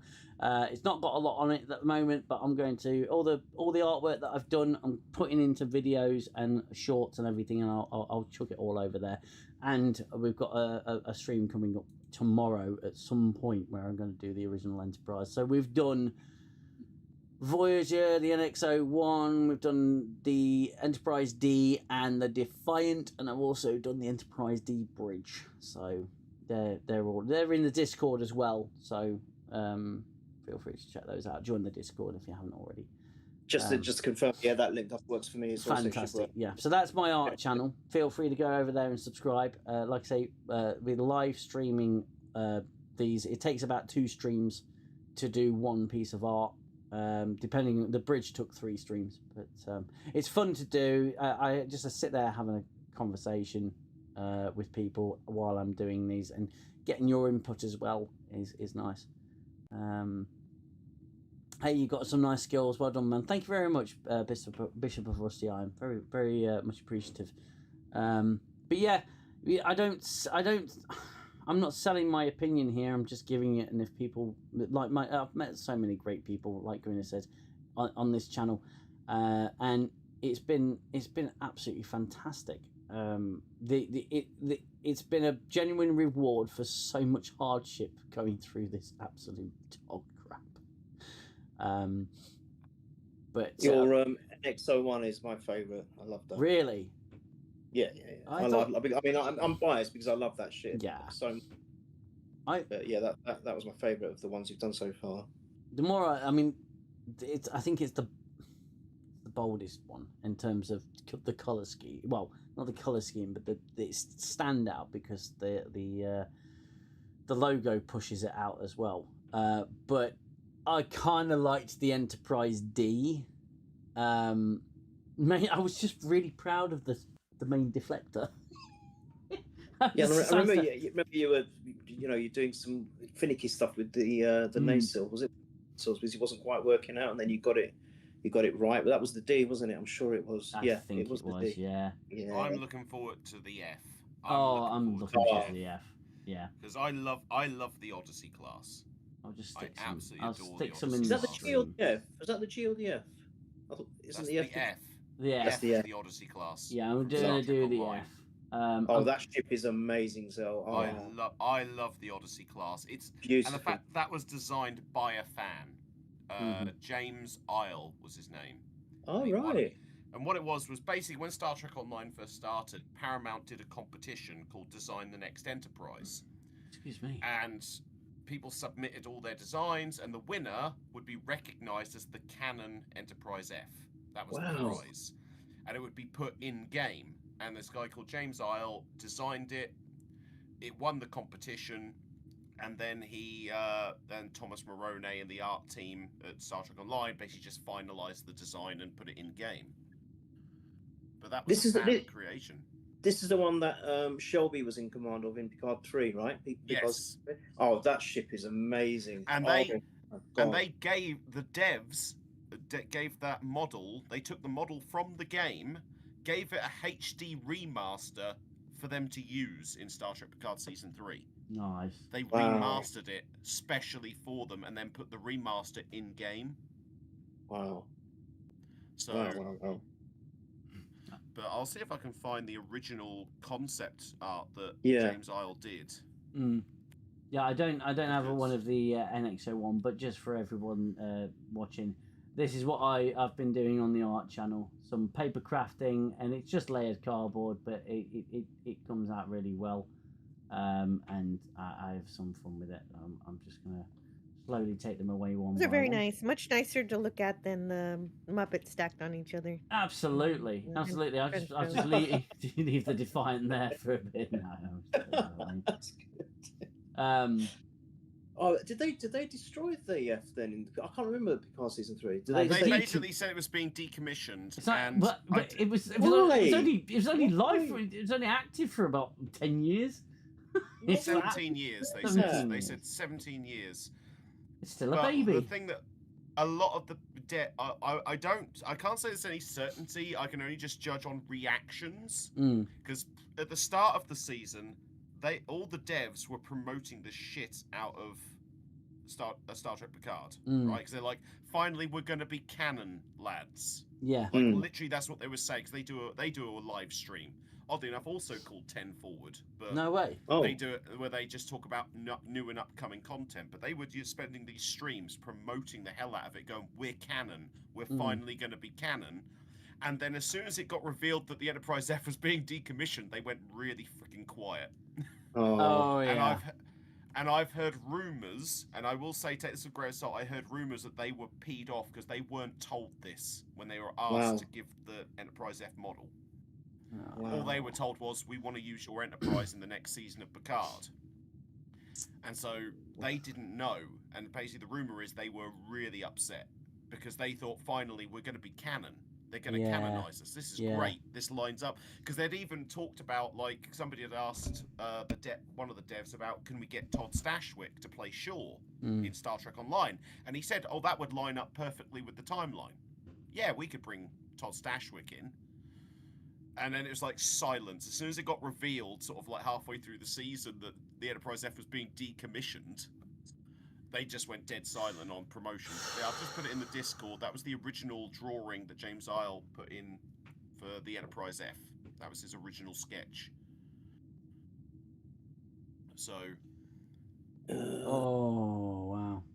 Oh wow. Yeah. That was his original concept sketch that he submitted. Oh, that's cool.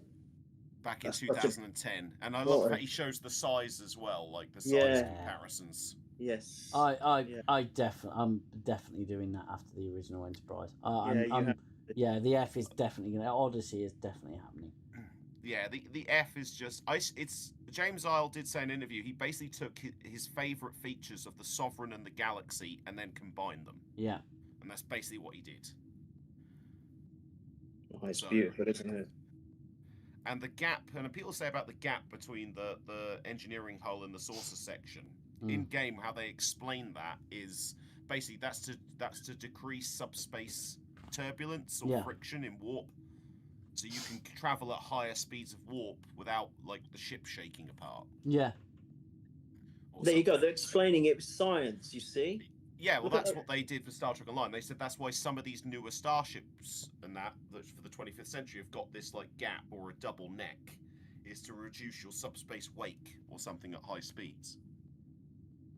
And then we get that rubbish in the new shows. Those unbelievably stupid looking ships which have been. Well, Well, yeah, but I mean, I said to DM earlier in the stream, right? I said, I've just finished my rewatch of Red Dwarf, and Red Dwarf comes up with better scientific explanations than modern Star Trek. Yeah. Red Dwarf being a comedy doesn't stop it at all from being interesting and provoking science fiction on multiple occasions. Well, yeah, I mean, that's half the time. That's what makes the jokes land. Is the fact that they're doing a serious scientific thing, but in a funny way. Oster really is having an existential crisis.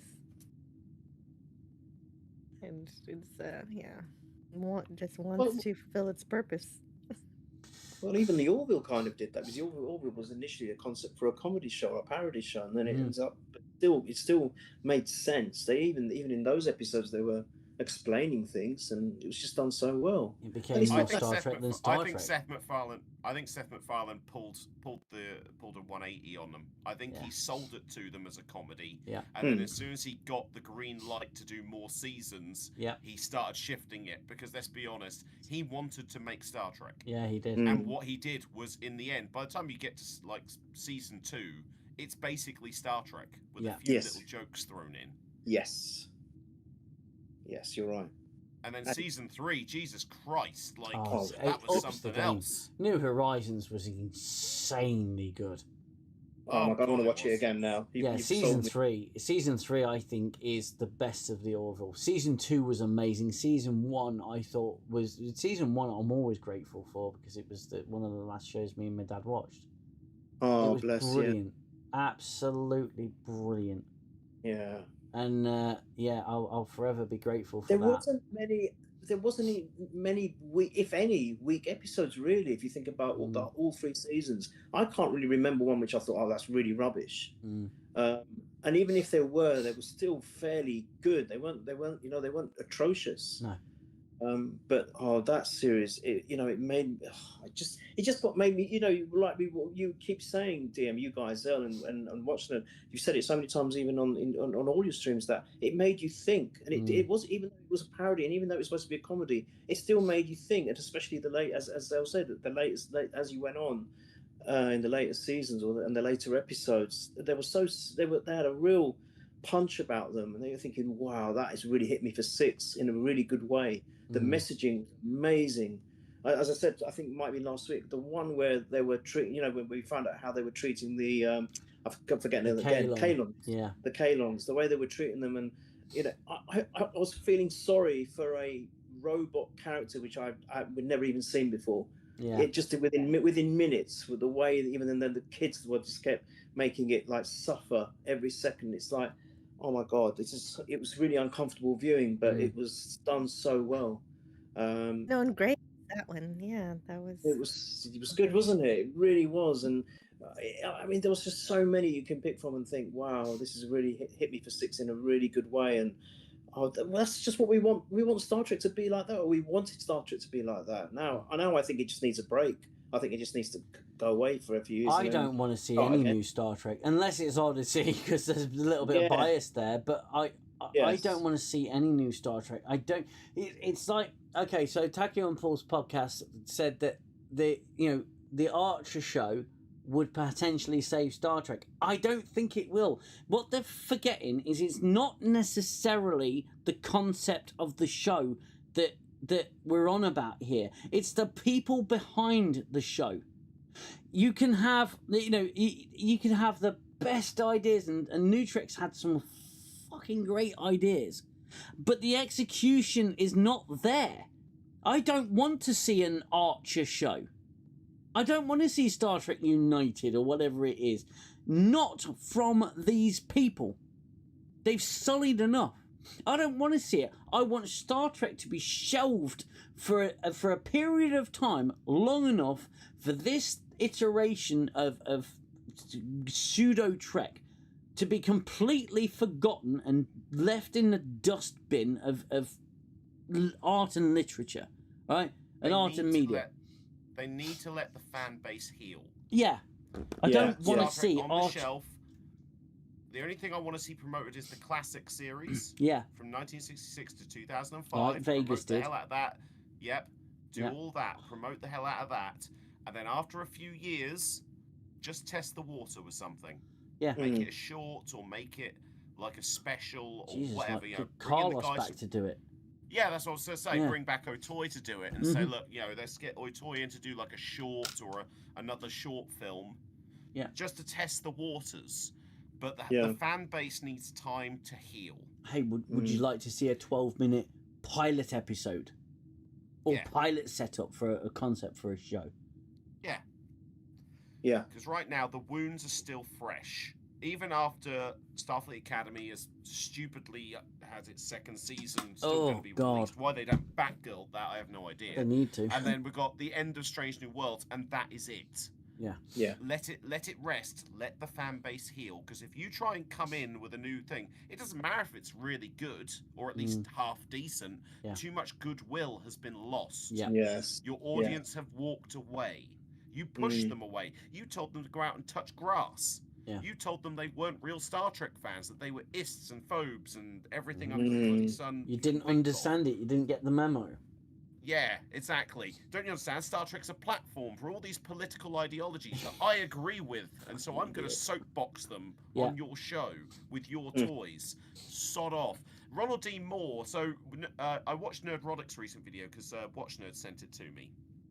And I'm glad I don't go to conventions. Same here. Lost my crap Yes. over it, especially when they're like, "Yay, the revolution!" Sod off, you cringe fucks. But you know, bloody Wazzocks, a lot of them. I tell you, it's just fucking cringe. Yeah. Anyway, but Ronald D. Moore had the perfect response. Yeah. Where he Brilliant. said, "Well, when we did Battlestar Galactica, we thought it was more important to ask the questions than to give the audience the answer." Yeah. Yes. And it's like, bang on, thank you, Ronald. This is why you're my favourite Star Trek writer, because you actually get it. As You opposed to all these understand. other clowns. And he was actually looking very uncomfortable when Chase Marston was saying what he looked He really he looked like a hostage. He looked like a goddamn hostage. He's like, I'm not. I really shouldn't be here. I need to be anywhere but here. What? Why is she? What's she praising? What? Yeah. What? Wow. Yeah, it's Like nuts. it was seriously this shifting in his eyes. It's Oh, like, here Ronald, we go. Blink if you're in danger. Please, just blink if you're in danger, Ronald. We will come rescue you. That's really good. It's funny, isn't it? Really, you know, they keep saying, "Oh, there's a new movie coming." Okay, so there's a new movie coming, and it's done by the people who did Dungeons and Dragons. And what we're going to do is we're going to set it so far in the future. It's going to be a completely new story, completely new characters, completely new time, completely new this. It's like, yeah, look. The people at the conventions want to see older Trek remastered. They want to see all the older merchandise come back. They want zero attachment to any fucking politics of the world. Again, we've said this before so many times. I am so pissed off with seeing politics pop up everywhere. Like it's all connected. It's not. This is fucking entertainment. This is art. It's not a platform. Yeah, I mean, there's nothing wrong with exploring stuff through allegory, Of or as course. Ronald D. Moore said, asking questions.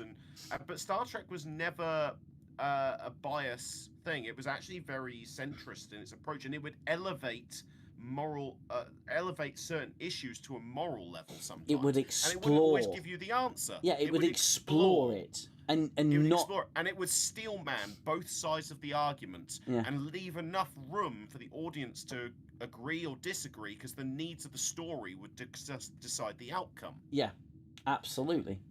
You know, you look at any. I mean, all right, we've talked about Tuvix in the past. All right, that's quite the extreme example. I'm not gonna lie, they really wrote themselves into a corner with that one. But Death Wish, that's a great example. I love of that. Death Wish. It's one of my favourite Voyager episodes. But what a way to explore a very difficult and sensitive subject. Yeah. Yeah. Absolutely fantastic. And Well, even which one's that? back- Sorry. just So remind me of the- that's It's the a Q Q episode. Yeah, the Q that wants to commit suicide. Oh yes, Yes. yes. Yes, Yeah, because he's seen everything. and done it. Yeah, he's Yeah, even been seen the and done it all. Scarecrow. He's even been the scarecrow. Oh, he's even the I love Scarecrow. that. Oh, we've all been the Scarecrow. Big whoop. But I feel just like you, UK Danger Man. It's really a crime that Deep Space Nine has not been fully remastered at the very, very least. I think it's horrendous. And not, I think it needs not just that, but also some new interviews, special features. While we still have some of the actors left. We need Avery that Brooks kind to of come thing. back. We need the Cisco. We need, but I want RMB to do it. I want great people involved in these projects. Spend the 100 million on remastering DS9 and put it out there everywhere, and people will buy it. It's there. They'll go nuts for it. Yeah. I absolutely want that way more than a movie. I mean, God, yeah. Dungeons and Dragons was a cute movie, but they're not science fiction writers or creators. Why are we doing this? Well, again? look at the interest. Look at the interest that's being pulled. Look at these massive surge that prompted the creation of What We Left Behind, the DS9 documentary. The massive surge on Netflix when Star Trek went to Netflix. Yeah, everybody was that watching diminished since they took Star Trek off of Netflix. Oh God, yeah, absolutely. It's nobody wants Paramount Plus. Yeah. Well, and I ordered the Voyager documentary, but it hasn't come in the mail. Oh, yet. I'm waiting for that myself. I desperately want to see that because I think these again. It's just the passion is there for classic Trek. It's always been there. People will be buying all the older merchandise. It's going up in value so much. It's timeless. That's why. It's timeless. You brought up the fact about the new games coming out. Yeah. And they're all classic Trek inspired games. Yeah. Yeah. There's no new Trek games.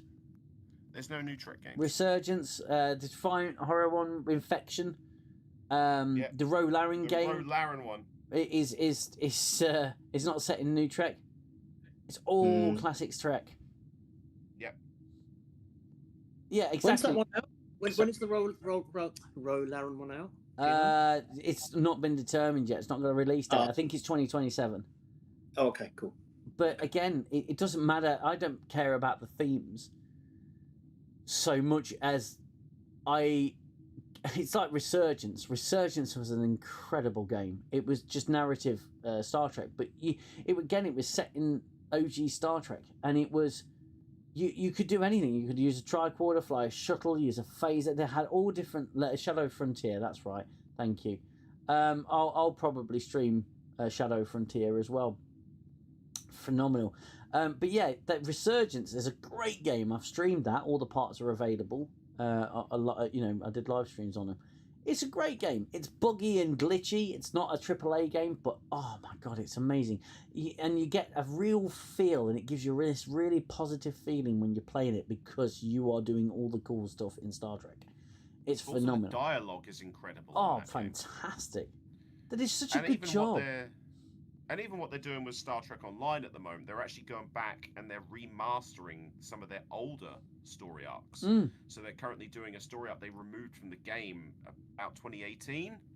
They removed an entire story arc because they said, we'll eventually come back to this and remaster it up to modern standards. And what they've done, I've only played the first episode because they're releasing them periodically, is absolutely brilliant. And I think they've retconned something as well. Because basically, before Vekel Shon takes command of the Enterprise F, he commands a Defiant class ship called the Belfast.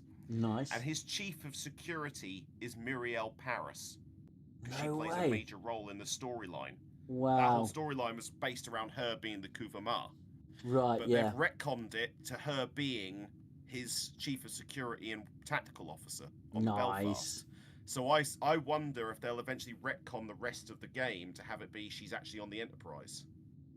I'm wondering if they're going to do that. Yeah. Because originally in that story arc, she was just an officer you met up with. She wasn't connected to anything else.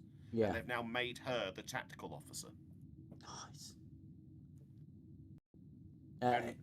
Angels They've PS. actually brought back the actress as well. Oh, who brilliant. played her in Endgame. Nice. It's the same actress they brought back to do the voice. See, again, that's special, isn't it? That's special.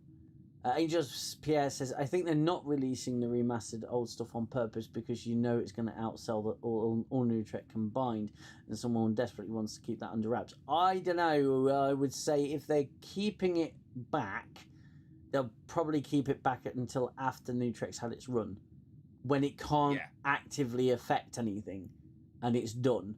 That's when they'll start focusing on the older Trek and re-releasing it all. Because they know it's going to sell. They know that Burnham's been in the bargain bin for the last, since 2017, for nearly the last 10 years. They know those DVDs don't sell and they're just awful. I mean, Star Trek Discovery on DVD is an offence to my eyes. And probably the most expensive coaster I'll ever buy. But it's just... The money's not there. The money's not there for it, and nobody cares. And Matt Ross says Resurgence was so refreshing when compared to anything the shows now have. Yeah, Resurgence was great. It was just the late DS9 First Contact uniforms, set on board the Resolute, a great ship, great crew. It was like its own little episode, and it was brilliant. Very interactive. I highly recommend people get it.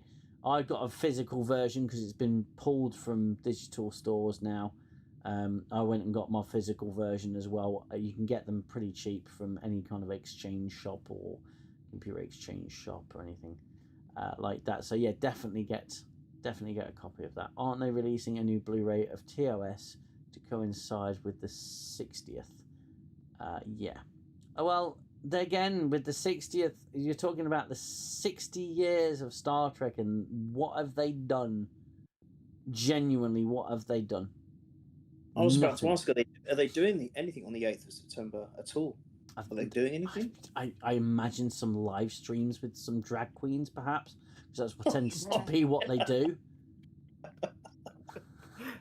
They'll throw in some disabled ones with rickets as well where they're at it, to make sure they tick all the boxes. I tell you what, it's the one time my stream got pulled. It'll be the cosplay for Pike in the chair. That'll be the one that gets me. It'll be Trans Pike. Trans Pike. Yeah, okay. That is when I streamed Star Trek on Star Trek Day, my stream got blocked when I was streaming. Yeah, mine too. A review of Voyage Home. Wow. Yeah, they don't like it. I mean, I streamed the live stream in this like tiniest little corner, and it was on practically mute, and I got manually blocked by CBS. Wow. I remember that stream. That's not going to stop me though. I am streaming on Star Trek Day anyway. Yeah, absolutely. Yeah, you remember that, Xell? Yes, I remember that stream because I watched that stream. Yeah. Yeah, and then I had to literally get another live stream going, and I just turned the live stream off, their stream, and I just said I've just been copyright struck. Yeah. I can't believe it.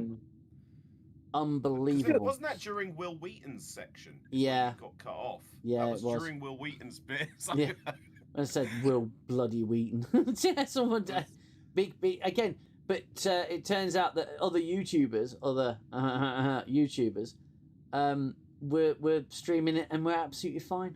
They were streaming bigger windows than me as well. You couldn't make out anything on that stream. I could because I was watching it live, but on the OBS window it was tiny. Well, see, that's why I had to put it. I had you on my phone and I had the Star Trek stream on my TV. Because yours was so tiny and there was you were just. I couldn't hear what was going on, so I just thought I'll run both streams at the same time, and then I know what the hell's going on and what he's talking about. And then magically one disappeared. That was the thing, but I seem to recall, Will Wheaton was on stage at the time yours got cut off. Yeah. It's like, God damn it, Wesley. Shut up, Danger Man. Oh, dear. Jill, where do you do your stuff? Is it a YouTube channel you've got? Yeah, it's links in the description, mate. Okay, cool. She's part, the description list I've got. The link list, sorry. Yeah. It's all in there, mate. Yeah. Cool. Jill's got a great channel, and she does wonderful live streams with great people. I've got it. Okay, I'm going to subscribe now, Jill. Thank you. I catch them when I can. Yes. I do try and catch your streams when I can, Jill. It's I have usually a special one always today. Not a lot of people really talk about Grace Lee Whitney, but today I celebrated her for. Every month I talk about a different bridge crew for the 60th, because Nice. as you've been explaining, we can't count on CBS or Paramount to do us a justified 60th celebration, so I'm having my own. Absolutely. Cool. Yeah. They'll just Lord Michael Burnham out on stage and go, "Look, the Messiah." Booze, loads of Well, fruit listen, beans Want thrown Avery and Brooks everything. to walk on stage and do a Will Smith. There can be only one. Some good stuff, Jill. I've just noticed why Tom Bombadil doesn't care about the One Ring. Okay, I might watch that. Interesting. Oh, that's something I'd love to have been involved in. Yeah. Oh Because God. I have my own theory on that one. I have my own theories on Tom Bombadil. We talk about all of the theories of Tom Bombadil and that because we were reviewing each chapter, so we're going chapter by chapter. Because my theory is he's Aule the Smith. He's one of the Valar. It's a possibility. He could absolutely be Angel. Definitely, he was definitely there at the beginning. Just because the fact that he actually has power over the ring, and the description of Goldberry is very similar to Yavanna, his wife, and Aule, being the creator of the dwarves, Tom Bombadil has a very dwarvish appearance. Mm-hmm. I hadn't considered that, except he isn't short. No, he's not, but he has a very dwarf-like appearance, and his power over he makes the ring disappear. Oh wow! And he can see Frodo regardless of whether he's wearing the ring or not, and he analyzes it in a kind of a way a craftsman would. Well, Aule was also the master of both Sauron and Saruman back in the Elder Days, before Sauron became corrupted, when he was known as Mairon. They would admire just under like him. Big joke to him. He thinks everything about it is funny. Yeah, because I just find he looks at it with a craftsman's eye.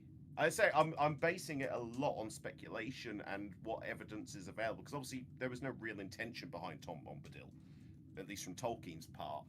So I'm sort of trying I was the inspired gaps. by a doll that he had for his kids. Yeah, sorry, nobody warned you. I'm quite the Tolkien nut, so nobody warned you.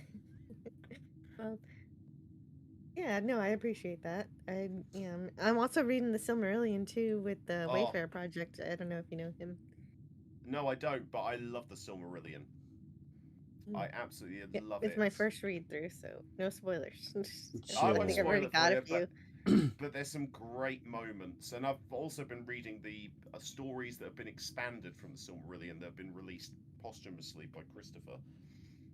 Things like The Fall of Gondolin is one of my favourites, because it's such an epic. I honestly believe that Jill, Guna, Xell, and my wife should all do a live stream, and I'll just produce. I was just about to say that. I'll just sit there making a cup of tea for the missus. I mean, well, Guna was amazed at how much my knowledge goes. Yeah, it was like I was naming things, and he's trying to take notes.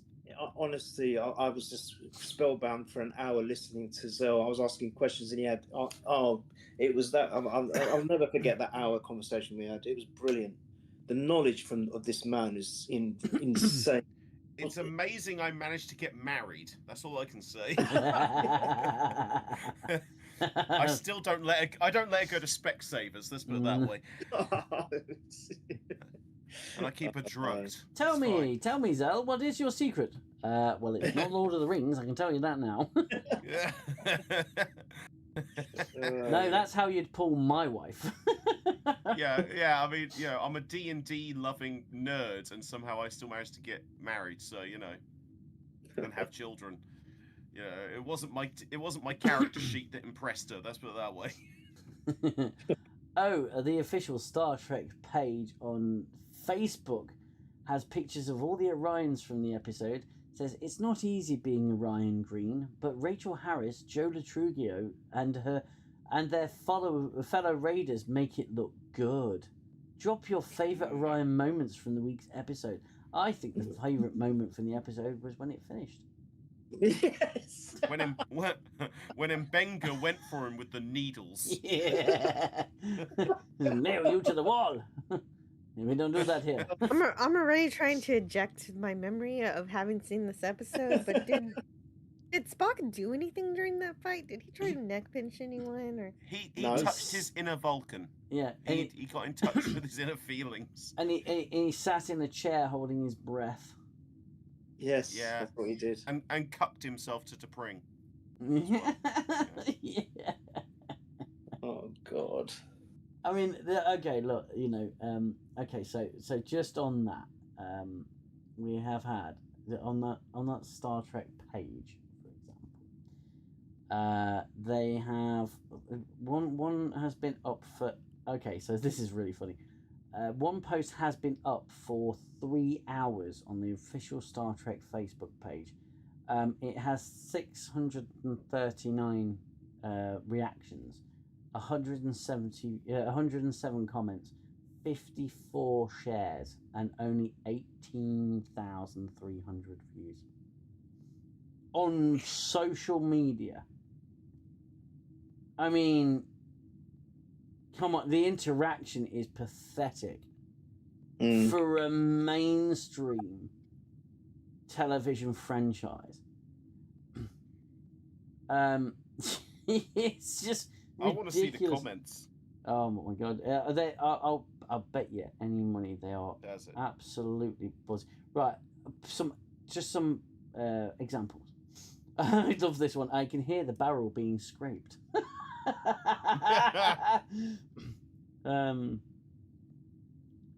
I can see the puppets becoming toys soon. Take my money. I want the Pike puppet or Pelia. God. You are a sick individual. Oh, you need help. Check that guy's hard drive. Absolutely now one of my most favourite episodes of any Star Trek. Right up there with a piece of the action Trouble with Tribbles. I see this episode for what it is. A dream. A fun, hilarious dream. To be a true Trekker, you must have a firm ability to suspend disbelief and have a wild sense of humour. Fuck off.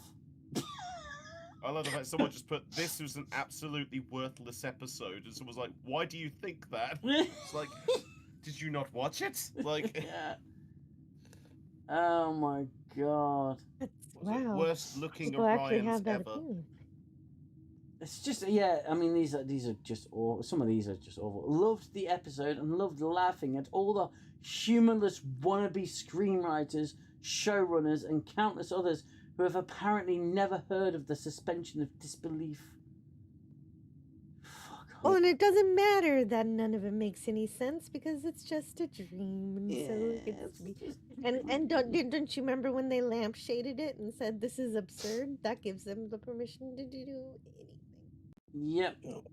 I've just come across this comment from I won't say the name on one of their posts on the official official page on Facebook. I need 10 seasons of Pike's Enterprise in brackets. I also need 10 seasons of Starfleet Academy. Obviously, Paramount isn't understanding about this close brackets, and this is a top fan. 10 seasons of each of these shows. Yeah, you go for it. Oh god. Oh, check that person's hard drive. Best episode of season 4, absolutely hilarious. On the same level of those old scientists from season 2. The ending may only please fans who moan about the series. Gaslighter. I haven't seen it yet, but this reminds me of the Star Trek The Next Generation episode in which 4 crew members. There you go. Bit of validation for you there, Gooner. Child versions of the Sentinels Rascal. Yeah. Oh, this can't be real. Finally, in caps. Looks like they've put the silliness behind them this season. New Trek with 100% less singing. Silliness behind them. They've put the silliness behind them. You're talking about season 4. What are these people on? Oh, Rascals did always bother me because when Picard turns into a kid again, he still has his grown-up heart, artificial heart. But now I'm not bothered by it anymore. At least they stuck with it, and they didn't try to say, oh well, it was just a silly dream that somebody had. I love that when Picard was younger, he looked exactly like his nephew. It was the same actor. It was I brilliant know. little nod. It's so Well, no, funny it's and brilliant because cute. they established that though in an earlier episode. Yeah. Where they said that Renee looked a lot like Picard when he was younger. Yeah. Yeah. Even Which with the then same raises accent. some questions about what was going on with his brother's wife. Did something go on, or that's why Picard hasn't been home in a long time? Renee. Oh God. I'm so glad you chose the name Renee. You're my brother's wife. Can little Jean-Luc come out to play? Can little Renee come out to play? No! Don't do it. I adored this episode. Think eventually we may look back at this episode and see that it was a pivotal point in Spock's life. His crystallization of his emotions and logic, and also coming to terms with the responsibilities to Starfleet. And I love the subtle reference to the Wrath of Khan and foreshadowing Spock's future actions. Subtle. Wow. This has got to be bots. I'm sorry. This has got to be like bot accounts from like these Star Trek shill sites or something. I don't know. It's just. I'm sorry. There's not No, one that negative scene was comment. just as subtle as a big middle finger to everyone. It was like I an was gonna anvil say- being dropped on your head. That's pretty Hiroshima was more subtle. Okay.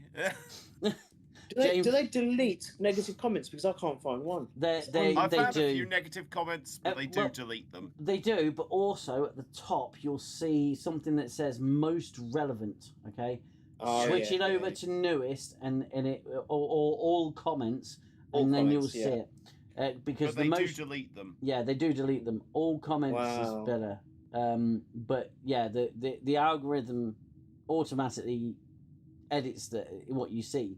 It's why it looks like an echo chamber. Mhm. So yeah. Anson Mount has done that chair so proud. Oh God. Mm-hmm. Okay. He's never in it. He's in the kitchen all the time. Yeah. The Sure best doesn't moment was exist. when they Not that rolled one the anymore. ending credits. Love it. Wow, this is madness. We live in a Absolutely different world, I think. I thought it was brilliant. It can only have been better if it had been done in the style of Jerry Anderson's Super Marionettes like Thunderbirds. Please don't ever do Thunderbirds before Oh, Star God. Trek. Please don't ever. Oh my goodness. Yes, James Caserta, Jill is an absolute trooper for being here straight after her stream as well. So yeah, thank you, Jill, so much for being Oh, here. you're welcome. It's always a pleasure. I needed it. Thank you for having the stream. I made the mistake of watching it, and if anybody needs to go through, well, you call it therapy, and it's not wrong. It is You know, kind of just a being group sad therapy. or- Why is Spock snogging your Stuck in a puppet. Fuck my life. He is snogging to. He's giving to Pring some to Pong. Does that literally make her a S doll then in that situation? Possibly. Possibly. Why does she look so surprised? And here on the screen Well, for all you isn't guys. she also like with Stan right now, or something? Like, Yeah. Yeah, but she's just terrible. Spock likes to pick bad women apparently. And again, I'm I sorry, think. but the ears on that puppet are so out of proportion. Oh well, they all are. And all the Vulcan ears in Star Trek are not Vulcan ears. They're just Goblin ears. But this is the scene that I think was tacked on, and it's mainly because Ethan Peck's hair looks different, and there's something about it. It's not a style. It looks different, and I think this was tacked on. I think this was one of the reshoots that we were talking about last year. Oh. That's what I think. I think maybe they thought it's going to be a bit too much for people. They're not going to be able to. I think they'll think we've jumped the shark too much, and then they filmed because it's a suspiciously separate scene. You know what I mean? It almost doesn't fit, and even T'Pring looks different. Now, why would I we buy think it. they've I jumped buy the it. shark? Why would we think that? What So maybe I possible wasn't reason? the only one who thought that Spring was gonna take flight. Well, I mean, it's like when they're all out in space. Oh, for God's sake, really? They're all out in space, and I'm like, yes, leave them there. Yeah. Yeah. Leave them there. Don't turn them back. They're puppets. They'll live for eternity. If they die, they die. If they die, they die. Phenomenal. Absolutely phenomenal. So yeah, I mean, I know that's been very. I took 1,000 stills. I didn't realise how much I was pressing that screen grab button, but I took 1,000 stills, and we've already talked about more about different things other than this episode. Absolute hogwash of an episode it was. It was absolutely terrible, guys. I am gonna call 13 minutes on this stream. Last orders in 10 forward. Get your green shit from behind the bar before it closes, because it is green. It is green. But yeah, this has been a fantastic stream. I've really enjoyed everybody coming in, and especially Carlos. Wow, I love it when Carlos comes in. It's phenomenal. It's like Carlos is in the house. Yay! It is. We do fangirl, don't we? Yeah. Oh, absolutely, 100%. With he knows our names. Yes, he does. It's like hello.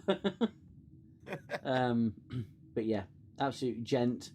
Everybody in the chat, you've been an absolute pleasure this evening, as always. I really do appreciate everyone coming to watch these streams and listen to us prattle on. It has been one of the better performing streams. We have gone well over 200 views on the stream, and the interaction's been fantastic. So thank you for that.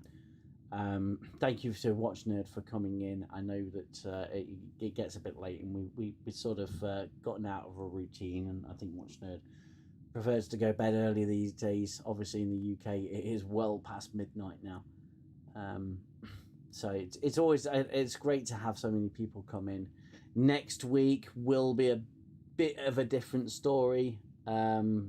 It will be the 100th installment of this poxy little internet show in the corner of YouTube. We will be celebrating in all the ways we can. The Discord is an open house for anyone who is in the Discord and has been vetted. You're more than welcome to come in, say a few words if you want to, come and hop on stage. It's absolutely fine. We'll be talking a little bit about the episode, but I think it's a good thing to have a nice general conversation about the rest, about other things as well. So it won't just be covering that. In fact, to be fair, I think depending on, that this show's peaked in ridiculousness. I'm not sure what they'll do next, but I honestly don't care. Next week will be the 100th installment, and we'll be celebrating that accordingly. So yeah, by all means, join the Discord. Come and have a chat to us beforehand, and if you want to appear on the show, you can. Yeah. Damn, I think your 100th celebration will be better than the 60th of Star Trek. It will be better from the creator, definitely. In terms of a creator standpoint, the Paramount is so disappointing they've not done something, more with what they have, because they've got this massive franchise. And I get physical stuff. I get, going to conventions and, doing stuff like that. But I remember the 30th anniversary of, again, I've said this before, the 30th anniversary of Star Trek, the Radio Times did a special book, which I still have to this day. And it was an incredible piece it was lovely. Radio Times over here in the UK.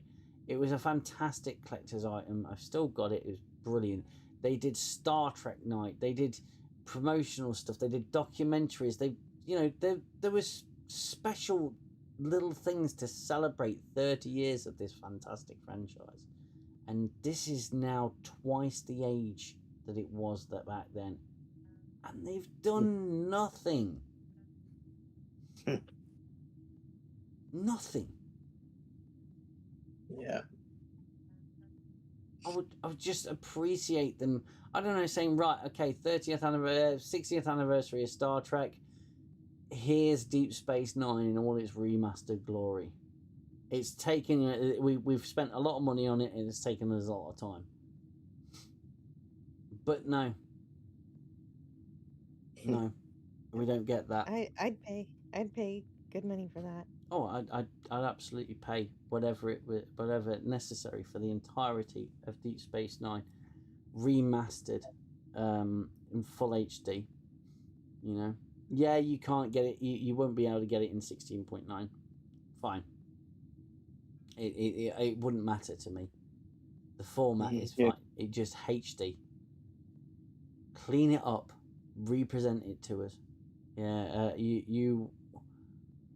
what I will do, watch all of the best episodes from Real Trek back to back for the 60th. Yeah, 100%. I mean, I watch a lot of Star Trek, but Star Trek is very much an active part of my life. And again, I show my appreciation through art, and media, and shows and stuff like this. So apparently, Star Trek 4 is coming back to cinema as Yes, that's oh, right. Oh yes, it is, because that's that's the same as it was for last year or the year before. The one we went to see, Search for Spock, went back to the cinemas. This one's coming back to cinemas now, because they were 2 years apart, those films, I think. Yeah. And yeah, I'm jealous for everyone who has a showing for that. I know UK, I guess, has different showings. Here Yeah. we're having Cinemark play Star Trek 1, 2, 3, and 4, but not in my city. oh no. So I don't know what I'm gonna do. Yeah. Well, We don't get to watch it. Watch Nerd and I didn't attend the same viewing in the same place. We did ours in our respective cities, I suppose. But we went just full whack and bought the VIP tickets. I didn't care if the cinema was empty. It was just so good to watch it on the big screen, and it's not aged today.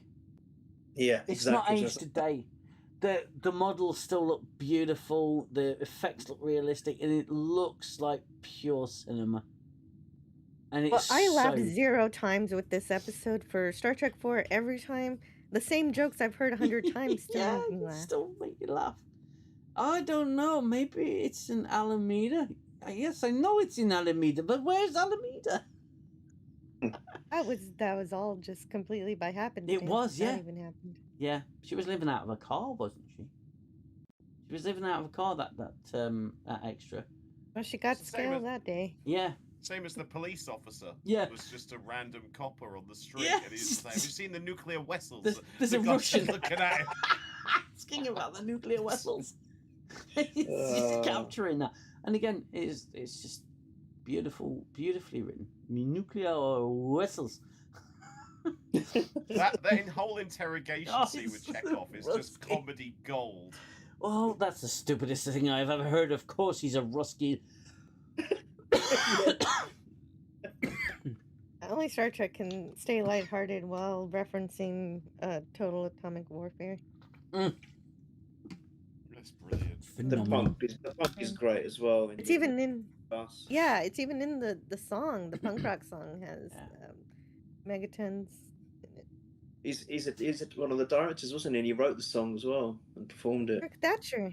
Yeah, Yeah. Kurt Thatcher. Yeah, they brought him back. Yeah. He created a genuine punk rock song because they didn't. I guess they didn't want to put out the budget to buy one. Yeah. So, you know, and it is true to punk rock. I'm both a Star Trek fan and a punk rock fan, so that was very well done. Nice. Yeah, it was. It's a great film. I love it. I think all of the original series movies all have their own ups and downs, and I love them all. I love them all. I do. I think they're don't get me wrong. The Next Generation's ones were different. I think there was only really 2 of any value. Yes, agree. But the original ones, I think I look at them all very fondly for very different reasons. Yeah. Search for Spock is just an underrated classic. It's a beautiful film. I'll say Undiscovered Country is still my favourite. Oh, Yeah. that's superb. Yeah. Superb. Yeah. For me, that was flawless. It was flawless in my opinion. It was a perfect, beautiful film Mm-hmm. that managed to achieve so much with its storyline. It was Yeah. so good, and the fact it was actually based on the fall of the USSR and Chernobyl, and it was based on that. And this idea of moving forward, not resentment, it wasn't hateful, it was about trying to move forward to a better future. And a perfect send-off for the original series cast. Yeah. Yeah, that scene, oh my gosh. Yeah, and they carried on the aging theme along with that. Yep. And Sulu got to be captain of the Excelsior. Amazing. And Rand got obviously a promotion. They were debating, weren't they? You know the bit where they do the sign off, and they actually use their actors and acting names. But initially they were going to do the character names with the sign offs. No. I read that somewhere. I can't remember where I read it, and then they decided not to. They changed it again to actually have the actors' names signing off. So the sign off would have been the actors' names, and then obviously when you have the cast thing come up, then obviously you have their real names on there. So they were going to do that initially, but then they had a change of heart.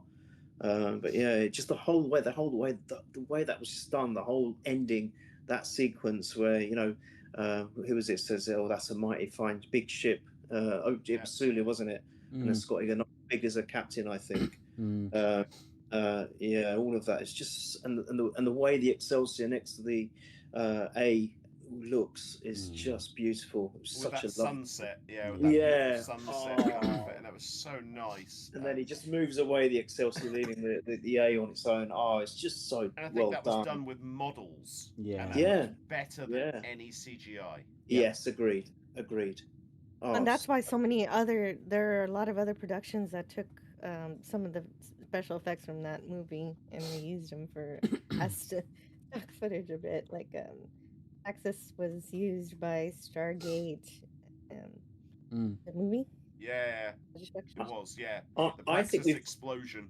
I think we've gone into a time warp, and we're already doing the 100th episode. Is this kind of stuff we should be talking about on the 100th episode? I think. Oh, we will. Yeah, but we might be too drunk to have these conversations. or we'll stray into some really odd territories of just like aliens, man. It will be a very mixed installment of this show. Is it going to be cameras on? Cameras on for that episode? Maybe. Possibly if DM's computer can handle it. Yeah, it does struggle. To be fair, this one's too glorious. To be fair, I now run the stream from my super duper mega laptop, that my editing laptop, so I don't have that lag issue anymore. So yeah, I think cameras should be on for the next one, as long as it's. I've got to make sure I've got clothes on then. Yeah, and yeah, clothes and no cigarettes for at least pants. At least pants, yeah. At least pants. What if it's a thong? Can I get away with a thong? No, I think pants means trousers in America. Oh, sorry. Mistranslation. Yeah. Apologies. Keep your pants on. That means something very different in England. I thought, God, Jill's being adventurous. At least pants. Oh, I forgot the altered meaning. Yeah, sorry. Yeah, we don't. It's not you guys altered it. We're the originators of the language. Come on. Yeah, we don't say the other word for cigarette. Yeah, we try not to say the word for cigarette. Yeah. Well, yeah. Mainly because it makes me sound really bad when I am sucking on it, and it's like, no. No, No, I'm not. I assure you, I'm not. No, the rumours are not true. I assure you. There is always a hint of truth in myth. Oh dear. Oh dear. Right, we're coming up to the final minute of the stream, guys. Get your likes in, and don't forget to subscribe if you're new. Hit the like button if you've enjoyed the stream so far. I want to say a big thank you to everyone who in the chat and everyone who's come by to to put their 50 pence in on this absolute atrocious piece of Star Trek media. I say new Trek media, should I say. Thank you so much, Jill, for coming in. It's always a pleasure to have you here. Thank you, Guna, for coming in again. It's a pleasure to have you all here. Xell, as always, a legend. Watch Nerd for coming by and reinforcing our beliefs that this new Trek crap is just exactly what it says on the tin. It is a load of crap. I want to say huge thank you to everybody. Thank you guys in the chat. Stephen Bromby for being here. Bishop of Rusty Iron, thank you so much. Mauro Botta, as always. James Caserta, thank you for being here. Matt Ross, if you're familiar with Matt Ross, check out Yelling at Gaseous Anomalies. Check out Guna's channel, Guna's gaming channel. He's a brilliant streamer, very pleasant to sit and watch and have a conversation with. Check out Xell's band on Facebook. The link is there. Reaver of Jill Sandwiches as well. Reaver of Jill Sandwiches reviews. Check out his content, his channel. Antiderivative Jill. Links are in the description. And oh my God, there's so many. Just keep going. Check all the links in the description. Go and subscribe to all their channels. And thank you so much for being here. I'm going to sign off now. Take care of yourselves, everybody. Thank you, thank you guys. Bye-bye. Peace and long life.